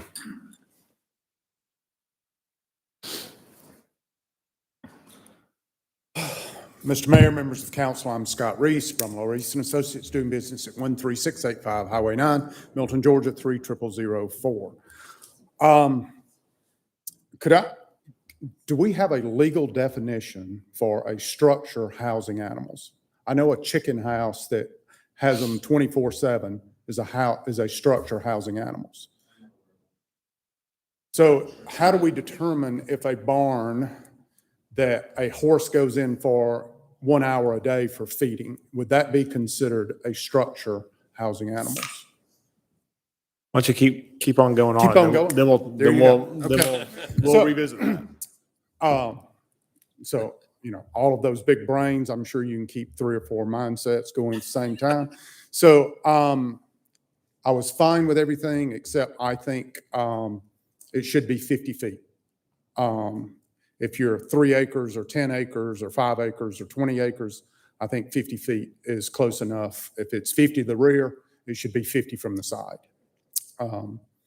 And then if the property next door from a residential use, they would be 25 feet. So I'm asking that you extend the 25 on the 10-acre properties up to 50, because I think that makes more sense. It really doesn't matter if you've got 10 acres, you're still creating the same possible nuisance to adjoiners if it's 3 acres or 5 acres or 10 acres. I don't know that the owners know that I'm a part of a 3-acre parcel or a 10-acre parcel. And then clarification, the metal structures, that's just for the buildings that would be inside this change, the ordinance, that we're not outlawing any barns. If you've got 50 acres and you're 200 feet away from any property line, we're not outlawing metal structures. Is that correct? That's a yes. Okay, thanks. All right. We can bring that one up too. Are you good? I think so. Thanks. Carol? I strongly disagree with the path as set forth, and here's why. One, I think this is not a tool in the toolbox. When you edit neighbors out of the decision-making process, you're not doing anybody a favor. And it's not fair, because typically the person who may be the one wanting to build something is the more recent person. Let's say most properties have neighbors on 3 sides, right? Or often, okay? So if you're allowed to put something closer to a property line, what were we just talking about before? We're talking about buffers. We're talking about people being upset because something is too close to their property line. That is one of the biggest complaints that we get in City Hall, or that you hear about, or a disturbance. To edit out neighbors and to give something just rubber stamp, let's go, is contrary to, I think, good government at any level. Everybody should have a say. If something, you know how close 50 feet is? It's exactly to Scott. And a building that's 2,000 square feet is going to go up. You know, it's probably going to be over their vegetation. These are significant structures. And on 3 acres, it would dwarf 3 acres by the time you have the dream home, the driveway, the pool, the cabana house, and everything, the swing set. I mean, come on. It's Disneyland in a small little area. So I can't get happy with editing people out of the process. It's just contrary to what we're supposed to do. So why would we do that? I mean, who are we trying to make happy? We've done this for 4 people in the past. Why don't we go back and ask all the neighbors if they're happy with their decision 3, 4, 5 years ago? And if they are, well, then good for them for now. But in the future, that's not always going to hold true. And somebody's going to find that it's difficult to sell something that they hadn't thought about because there is a building right on their property line. And we've admitted that animals may, have odors. So last but not least, you do have the issue that if it's for animals, you do have the issue of animal waste. And it has to be removed professionally. And that's not anywhere in our ordinance. So don't encourage people to have buildings for animals unless we also deal with this on these small acres. I mean, 5, 6 acres really isn't enough for animal waste over time. Anyway, thank you.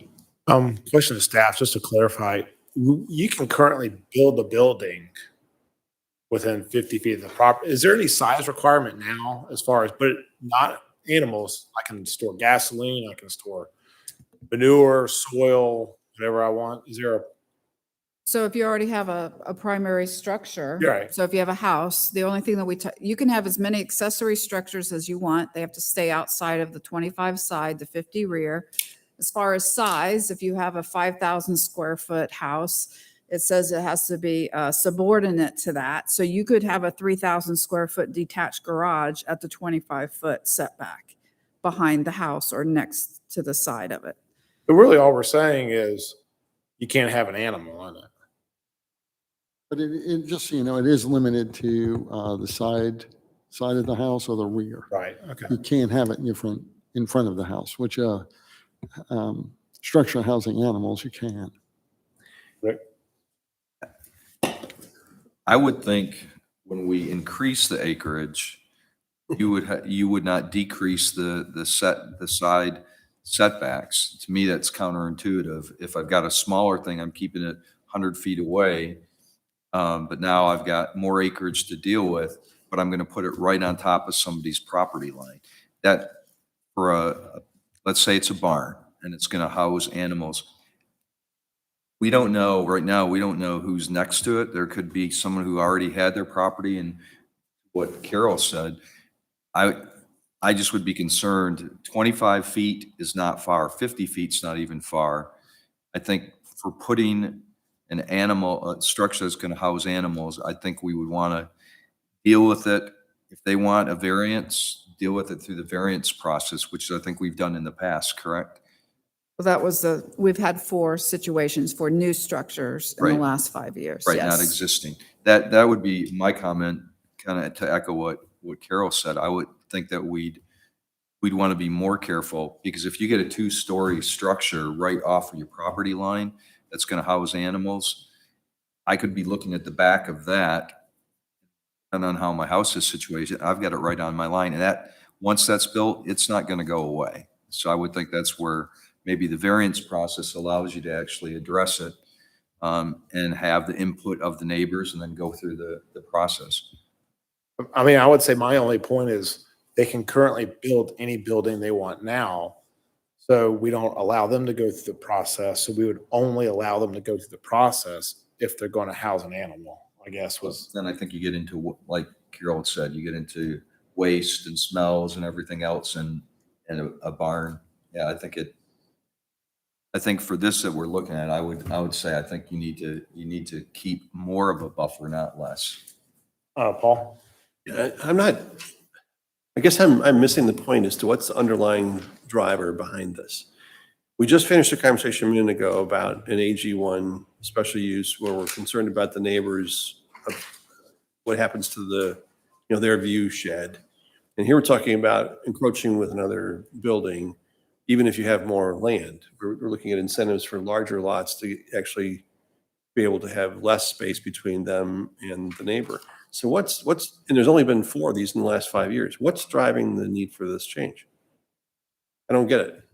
Well, I think as I pointed out, as just another tool in the toolbox, so to speak, that, if you had 3 acres or 4 acres, that if you had a smaller barn or smaller structure, that it could be allowed to be done by right to have the same setbacks, 50-foot rear, 25 side.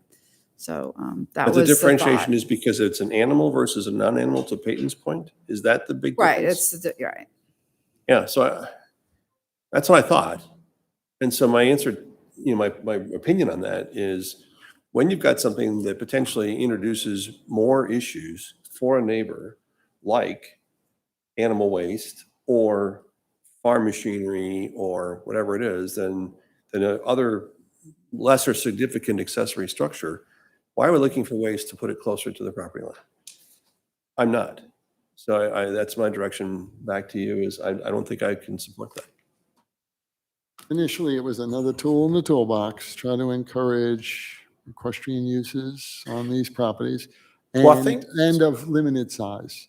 So we felt like, okay, if we limit the size of the structure, but I hear what the council's saying, it's good points and, it's all good stuff, but that was the initial thinking. that And I it think limited also- the size and made it small. When y'all come before us, when the Board of Zoning Appeals usually approves things 100% of the time, staff usually goes back and they take a look and say, all right, maybe we need to change our code.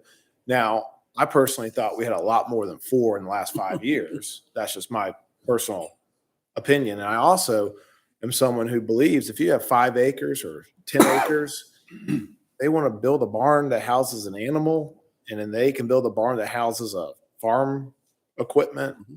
They should be the same, but 4 times in the last 5 years, maybe it isn't that big of an issue.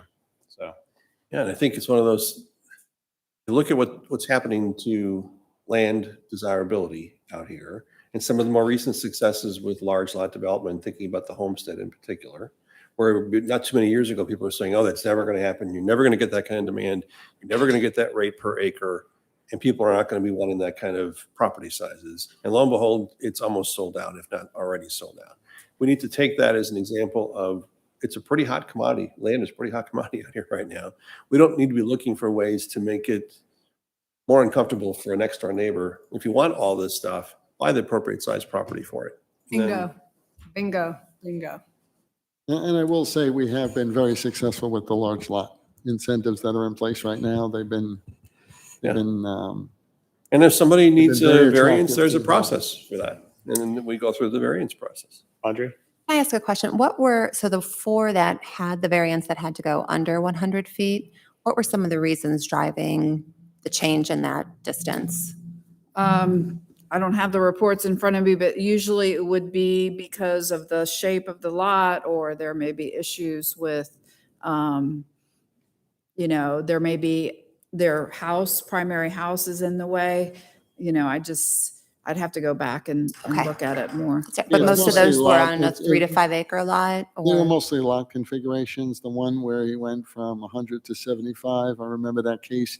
Basically, the lot configuration was narrow and you just couldn't fit it in at all. Yeah, usually it's So his because it's hardship narrow. was, I just wouldn't get any barn Okay. in at all. If you don't give me this relief, I just won't have enough, because it was Right. like And those were on 200 3 acres, or those were a variety of? Well, property so we have sizes? them back from up a here. large lot. You got Yeah. the sizes, I think. They're various sizes. Okay.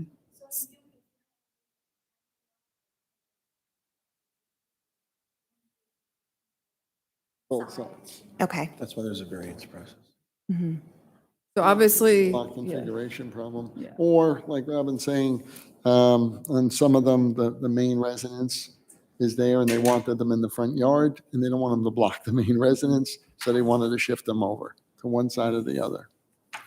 But I will say that the BZA does put conditions on all of them. They list conditions, and usually it's the entrance or, where the activity is going to occur. Certainly, reinforce architectural requirements to make sure that they look nice. And Those it are could be kinds of topography conditions. as well. And it could be topography. Thank you. So I guess the other option when I had alternatives would be not to do anything at all. So that's another alternative. And just keep it the way it is, go through the variance process, right? Okay. Just keep it the way it is, which is 100 foot. Do we have any other questions? Because it sounds like we got pretty good direction on that one. So Y'all got can I the just direction? make it clear what so is it, you don't want to do any Okay. You're not asking my Make sure. personal opinion, so, because my personal The opinion is if you have consensus. enough land, I think you can build a barn wherever you would like, but we have a variance process, and I think that's where council is, and that's where we'll go. Okay. Thank you. Thanks. The city clerk, please sound the next item. Mayor, that item is discussion of new regulations regarding Assembly Hall Indoor Auditorium.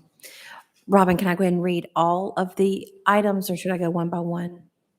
You can go ahead and read them all and then we'll just discuss Okay. them together. You're going to have RZ 2115. It's a text amendment to create a new use permit, Assembly Hall Indoor Auditorium.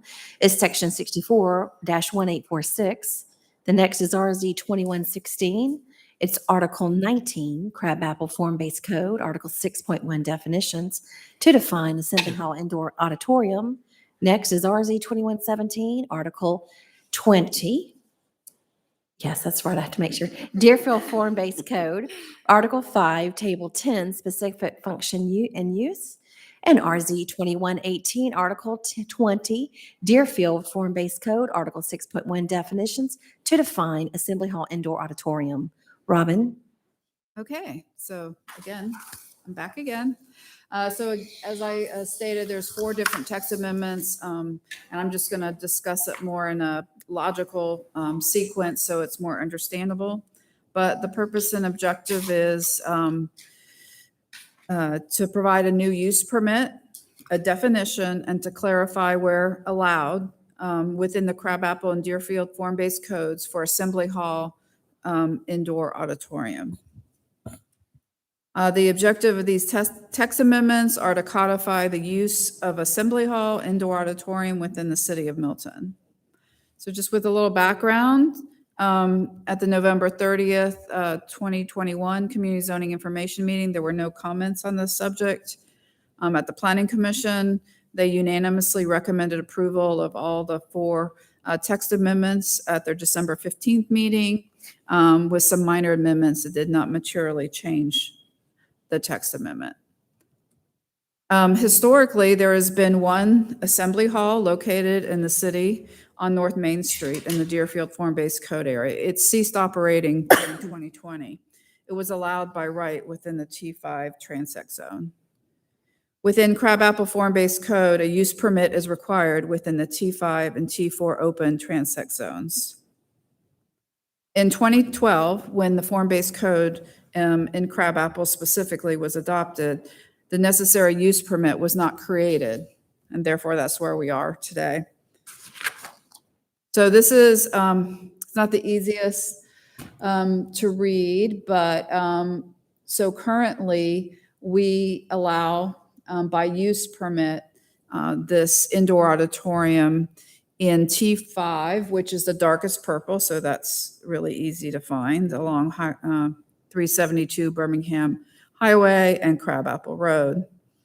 And then it's allowed in T4 open, which is the next layer. So that's along here in Heritage and a little bit over here on the south side, and then along down Mayfield some. Okay, as well as along Arnold Mill, we have some T5. Most of this is all developed with residential currently, but there is some undeveloped T5 open in this triangle here. As well as this west side has been developed. So we're only looking really right here, possibly. So T4 open and T5. Okay, so that's potentially where they can go. defined assembly hall, indoor auditorium. So we had to create the definition for both Crabapple and Deerfield. And this is the proposed definition. A building or portion of a building, so we've never had this definition before, for public rental for the purpose of private party events, whether family, group, or corporate in nature, where access by the general public is restricted, and with or without the sale, serving, or consumption of food and or alcoholic beverages. An assembly hall, indoor auditorium does not include a restaurant. So I like to, make a comparison, I can't speak, that we have the rural event facility. So this is the city cousin of the rural event facility in the sense of, we don't have a restaurant out in the rural event facility. And it's a place that people can rent and have different private events. So I got ahead of myself. The city cousin will require all requests to go through the public hearing process. So once we create this use permit, it's not administrative. It's going to go to the CZIM, the Planning Commission, the Design Review Board, and City Council. Here, we're going to talk about the proposed development standards. So when an applicant comes, they're going to have to be either in Crabapple, be T4 open or T5, or in Deerfield. I'm going to talk about that a little bit later. That would be T6 or T5. And right now it says it's allowed in T4 open, but I'm proposing not to allow that to minimize where it goes. So they have to be placed in one of those transect zones, and then they have to show us what the days and hours of operation would be limited to Sunday through Thursday, 9 a.m. to 10 p.m., Friday and Saturday, 9 a.m. to 11 p.m. So this is a case-by-case basis. So they may propose this, but you all, as mayor and city council, could make a condition that may be more restrictive than this. Deliveries shall be limited to Sunday through Saturday, 7:30 to 7:30 p.m. So this is the same regulation that is for solid waste collection. So I thought, well, if it's good enough for solid waste collection, then that's probably a good idea for deliveries. No amplified sound permitted unless it is within a fully enclosed structure. So just wanted to alleviate any issues that might come up with being outside. And again, just to note that the noise ordinance would still apply, because I know there's been instances where there's been businesses that they don't have very good insulation and neighbors have heard music inside. So obviously they would still need to comply with the noise ordinance. The maximum number of attendees at events held will be evaluated by the mayor and city council on a case-by-case basis for each site to protect the public's health, safety, and welfare. Any such determination shall not supersede any occupancy restriction contained any other ordinance, code, statute, rule, or regulation, or other law. So basically, we have this for a few of the other use permits that I like to have, depending on the size and the acreage and the situation, we look at things at a case-by-case basis. So I don't say you can only have X number of attendees. We look at it individually. The owner-operator must hold all other appropriate licenses and permits. So let's say if they wanted to serve alcohol, they would have to comply with Chapter 4 alcohol. Okay. So as I alluded before, within Deerfield Form-Based Code, you can see currently Assembly Hall Indoor Auditorium was allowed by right. And so now we're proposing to change it to a use permit for T5 and T6 and eliminate that use in T4 open. And to be honest, there's very little T4 open in Deerfield in general. So most of it's already been developed, and then the city purchased a large portion of it over on Webb Road. So again, this is the dark well, the darkest purple or plum is T6. And then the other medium purple is the T5. So those are the areas that if it's undeveloped, it could appear. Or if there was a commercial structure, somebody could ask to be located in that area. So just as an example of the North Main Street, they didn't build a new building, they just rented suites within a structure, So the next steps, again, similar to the other one, was first read would be January 19th, and then the final zoning agenda consideration would be February 7th. But I will be happy to answer any questions, or do you have any comments? Just a quick question. You said that we had one of these over in Deerfield. What was that?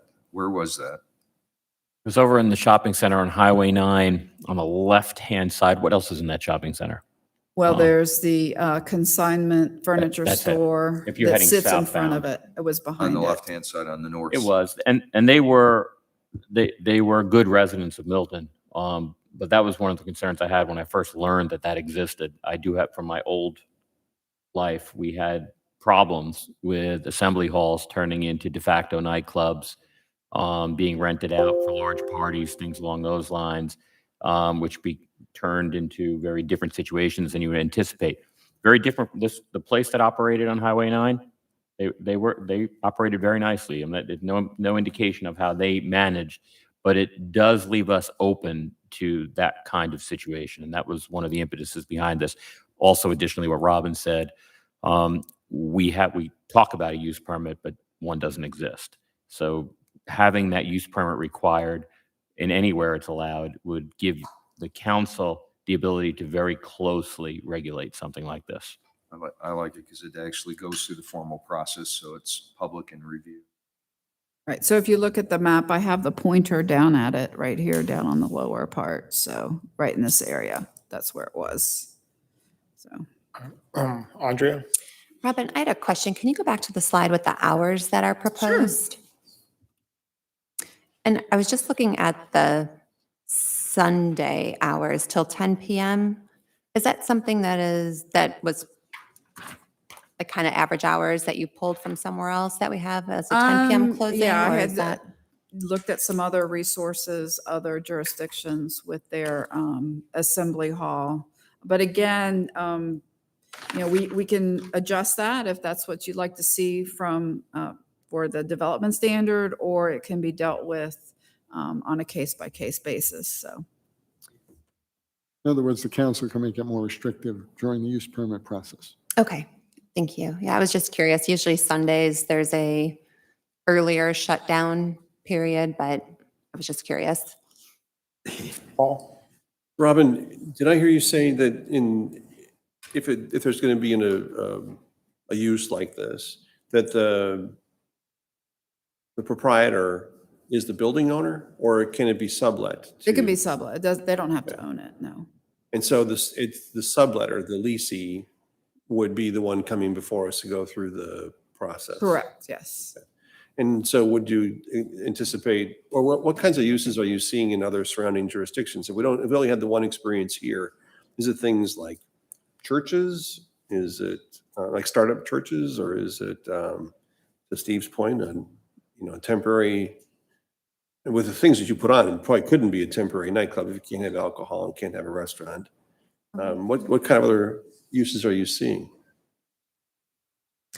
It can have alcohol, assembly halls. With alcohol with the use permit granted. Correct. You'd have to have the use permit, then you could come forth and ask for the license, and you have to come back before council for that, or they could use caterers. Wouldn't be clear. Have you seen examples in other surrounding areas?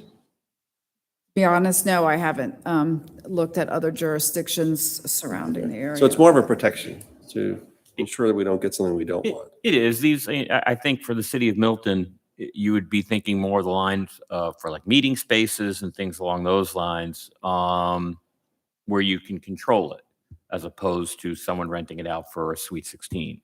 Yeah. Unless that's, of course, what the council want to see. But then maybe you determine that you can't have alcohol at certain events and things along those lines. It gives you that flexibility to be able to control those things. But generally, when you're thinking of an assembly hall, you're thinking of a Bible study, work retreats, things along those lines. It's not a one-off. It's not a, let's have a blowout party.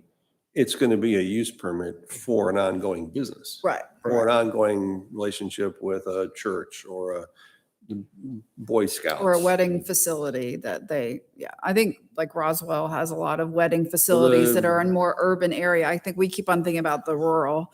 Or the but- Cotillion, what was it, the Metropolitan Club? Is that an Right. example? I mean, I can check on that for the next meeting. I can do a little bit more research and give you some more information, what Okay. Roswell and Alpharetta does, because I know they have a lot more facilities and Yeah, that'd be great. I think you're going in the right direction on this. Thanks. Any other questions for staff? Okay. All right. so you all are good with the proposal in general and Yep. where we want to put it and everything? Okay. Yep, we like the use permit. That's good. Okay. Great. City Clerk, please say on the next item. Mayor, that item is discussion of fencing. It's RZ 21-19, Section 64.212 to amend fenced and walls. It's also RZ 21-20, Article 6, zoning text, district classification and boundaries to amend sections on fencing. And it's RZ 21-21, Section 64, definitions, equestrian fencing. Robin McDonald. Actually, Shuba's Shuba. gonna do majority of it since Shuba she can. is the fencing expert and knows everything about that, so. It's just crazy.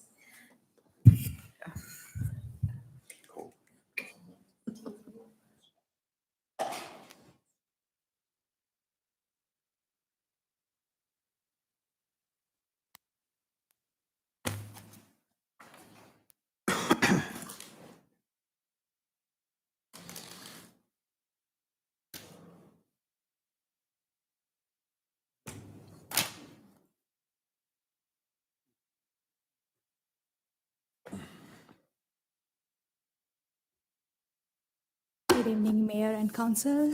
I'm Shubha Jangam, Senior Planner.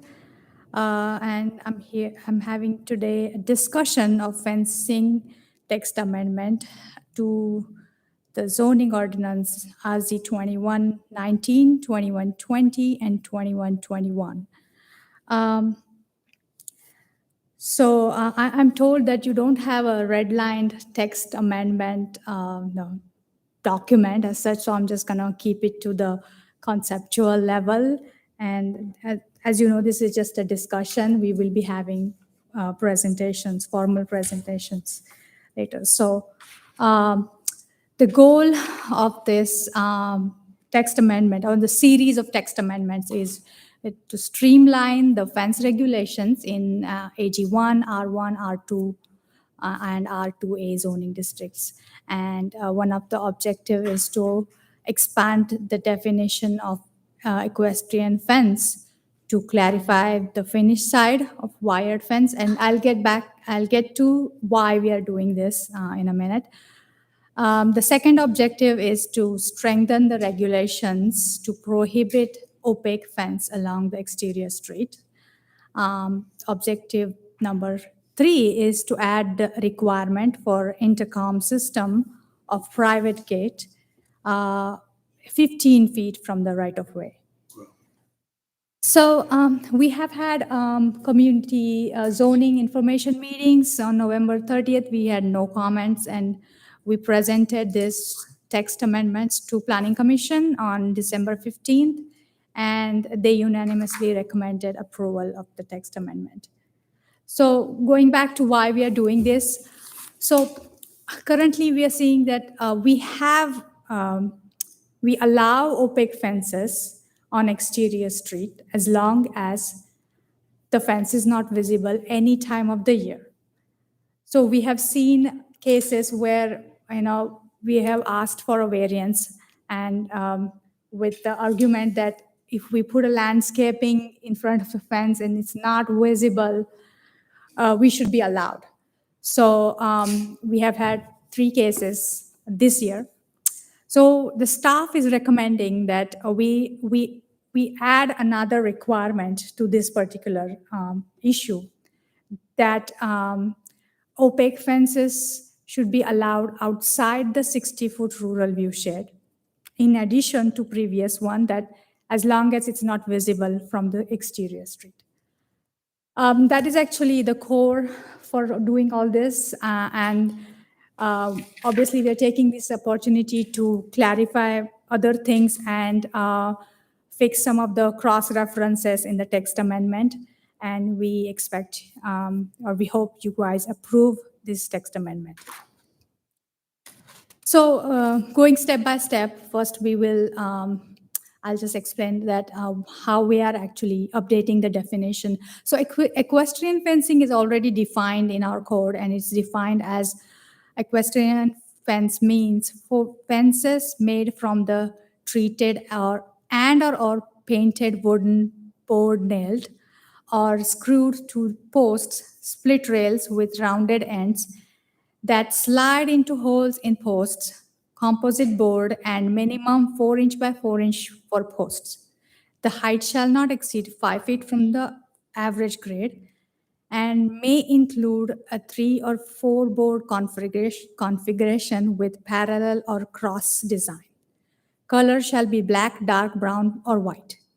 Columns constructed of brick masonry is also acceptable and shall not exceed 66 inches in height from average grade. So this already exists. We are adding to it this highlighted portion that fence may be enhanced with galvanized welded wire on either side of the fence as shown in Exhibit A and B. And these 2 pictures are going to be in the text amendment. Both sides of equestrian fence shall be considered a finished side. And the reason we are doing this is we have been noticing that in Milton, people are putting those wire fences, and we are saying, we're just clarifying that it's acceptable on either side of the fence. So that's what actually we are doing here. So going forward to the next step. Now, as you know, we have actually fences in various sections of zoning code for AG1, AG R1, R2, and we also have a general section where fencing is described. In that, we are actually in this general section, which is part of RZ 19. We are fixing few more things, like going back to our objective number 3rd, we are adding a requirement for having the intercom system for private gate, minimum 15 feet from the right of way. We are trying to prohibit chain link fencing around the stormwater facilities. We are proposing correcting a fence height to match all other zoning districts. So there were minor corrections that we were to make so that it's uniform. The fence specification would be uniform across the board. That's what we're trying to do. And the last one is obviously requiring. Now, when I say requiring, we don't really require fencing, but if you do choose to put a fence, we require it to be equestrian fence on the side corner when the lot is adjacent to the exterior street, and only allowing opaque fences outside 60-foot rural view shed as long as it's not visible any time of the year. So that's the core of the whole project. So now we will be actually taking these specifications and putting them in every section of the code for AG1, R2, R3. So since the regulation for the fences are very similar in these sections, and they are organized really for 3 circumstances: fencing along the exterior street, fencing along interior street of the subdivision, and fencing on side corner or rear of non-subdivision street. As you can see, the exhibit here it has a front, it has a side corner also, and it has a rear and side. So the red line and the blue line would be required to be equestrian fence if they do put a request. So that's what we are trying to do. And we're trying to match the fencing specifications for AG1, R2, R1, same as general fencing. And you will see all this text amendment when you get the package, actually. I'm sorry. So we will have a first presentation on January 19th, and zoning agenda consideration for approving the text amendment will be on February 7th. That's it. Thank you. Questions for staff? Rick? Could you help me understand, when you say that, so any existing gates and the keypads are already, they're grandfathered in, correct? Yeah, they would be. Okay. Yeah. Can you define where 15 feet back from the right of way, where would that be, like on roads? Right away. Yeah, all the right-of-ways vary, but when we get a fence permit, they should have a site plan that would be a survey, and it would indicate where their property line is, and so the property line is the right-of-way, like the front. So where their property ends, then the city or state road begins property. So it varies. Every road's a little Okay, different. Because I know, like along Highway 9, you maintain stuff that actually is in the right of way, but they can go back from where today we have sidewalks and berms and other stuff. You can't go by edge of pavement. Pardon me? You can't go by edge of pavement, because usually the right-of-ways are wider. Right. Especially in the rural areas. You don't have sidewalks and all. So if there's a 50-foot right-of-way, the pavement might only be 24 feet. So it does set back. I'm trying to from think that. where, if it would be 24 feet, where I don't know of places that have the boxes and the gate that far set back. Hey, wrong. I mean, 15 feet's not. It's not that far. It's not that far. I mean, maybe at the next, Where the right of way. I understand, maybe at the next meeting, when we vote on this, y'all can just, show an example. Maybe the highway. That would help me understand 15 a little feet bit is like a car parked literally in front of a gate, so that's that length. So. I'm just trying to visualize Yeah. where that would be. The fence has to be 20 feet, correct? So the gate has to be 20 feet from the right of way. So Yeah, you that's got- already in the code. We're just adding this 5 feet another plus. component to it. Can I ask you a And this quick is question? really coming from Public Works. They had an issue because we only cover the gate. We had nothing in the code that talked about the keypad or intercom. And they said that people are putting that anywhere they want, so. So the objective here is for safe passage of vehicles. We're not just want to make sure I understand. We want to make sure that there is enough room when they pull in, when they're stuck behind that closed gate, that they're not tail-ended out into the road. Is that the Right. objective we're That's trying to what achieve with Public Works this? is trying to achieve. They're saying that they want the vehicle off the main road, so this would set it back It's enough. not right by the road where they're halfway pulled in. They Right. actually have to be They off the they won't road. be extended into the road. If the fence is 20 feet, that's already in the code. So I see where Steve's going with it is we might need to take a look at those. If you Maybe think- some examples. Yeah, I think, When they brought it forward, it was, the idea was that the fencing is 20 feet. When you pull in, where the driver sits, you want to have that Set keypad back from the fence. set back enough from the fence so you don't have to get out of your car, Right, but yet you're off the road. And 5 feet gives you about Yeah. that much play. right. yeah, and if that's the objective, we're in a good place. It doesn't accomplish it if you're talking about an equestrian facility and somebody's got a dually with a good-sized trailer behind it. Well, yeah, but and it it's does- minimum, so Yeah, it's not to mistake say it you in the can't have a past. deeper Right, that's what I was- driveway in the gate. Yeah, and that's where I'm then- gonna go. Is it, a equestrian shouldn't, we're not saying a maximum, we're only saying a minimum. So you can do Yeah. more. Yeah, It's a good place, a good path to go down. So your vehicle is basically. I really like the idea of the opaque not being visible from the road Yes. at any time. So we are adding that an extra protection that it should be 60 feet outside a rural view shed, and it has to be not visible. You know, So if it's an incline, if it's more than 60 feet, but it's still up a hill, it potentially could be in the fall, it could be visible. So you would not allow an opaque fence in a scenario like that, correct? Right. It has to be not visible year round. But we want it set back 60 feet because A minimum of you're 60 familiar. feet. We've had several that have been built right there on the front property lines along Freemanville. Yeah, that's the one. We went to BZA, all 3 cases have been denied. So we just feel like, we need to further strengthen that section to ensure that we don't get any opaque fences in those areas. Yeah, good plan. And the last one was I just want to make sure everybody's clear, the equestrian fence, not having a side. This is critical. For our city It's critical manager, for me. mostly. Because, to me, it's the brand of Milton, the equestrian style fence. And I've driven all around and I'd say 70% of them have the wire facing out. Maybe 30% have wire facing in. But, when I drive by, I bet you everybody drives by, nobody knows if the wire's in and out.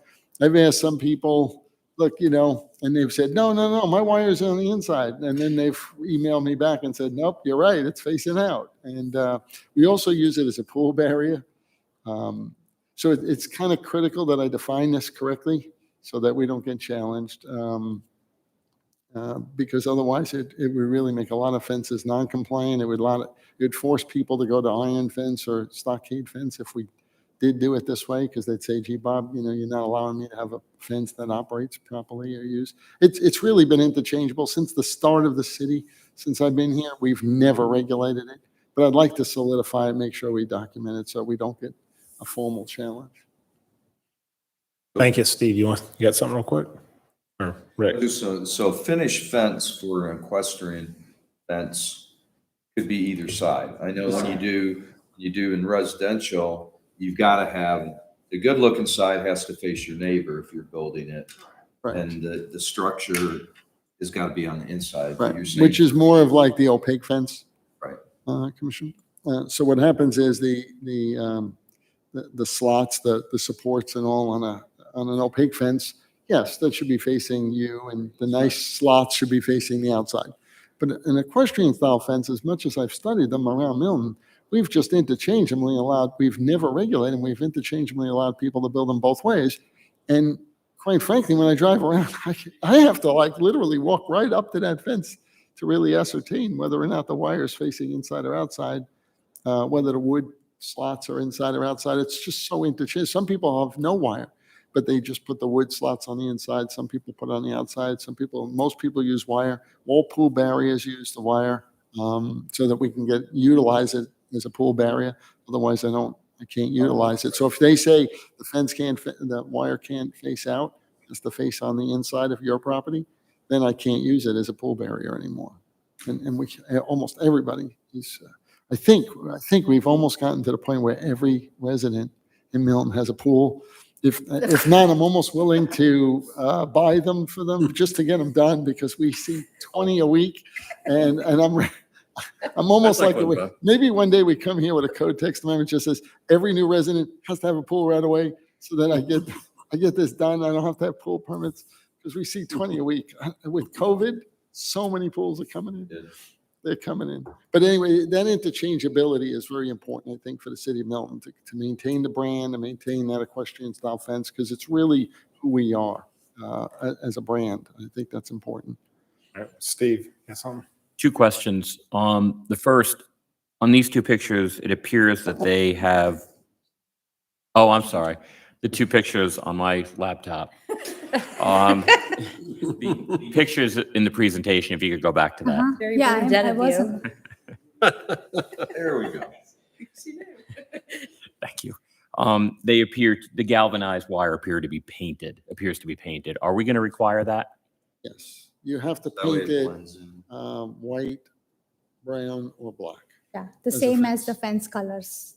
Excellent. I just wanted to make sure we were clear on that it would match whatever the dark brown, white, or black. And you can't just leave it that galvanized You metal. can't leave it the exposed galvanized. Maybe we should make that clear. We could Maybe- say, Yeah, maybe, yep. we'll maybe- amend it. Maybe add that Yeah, in there. I think we need to amend that just to make it clear.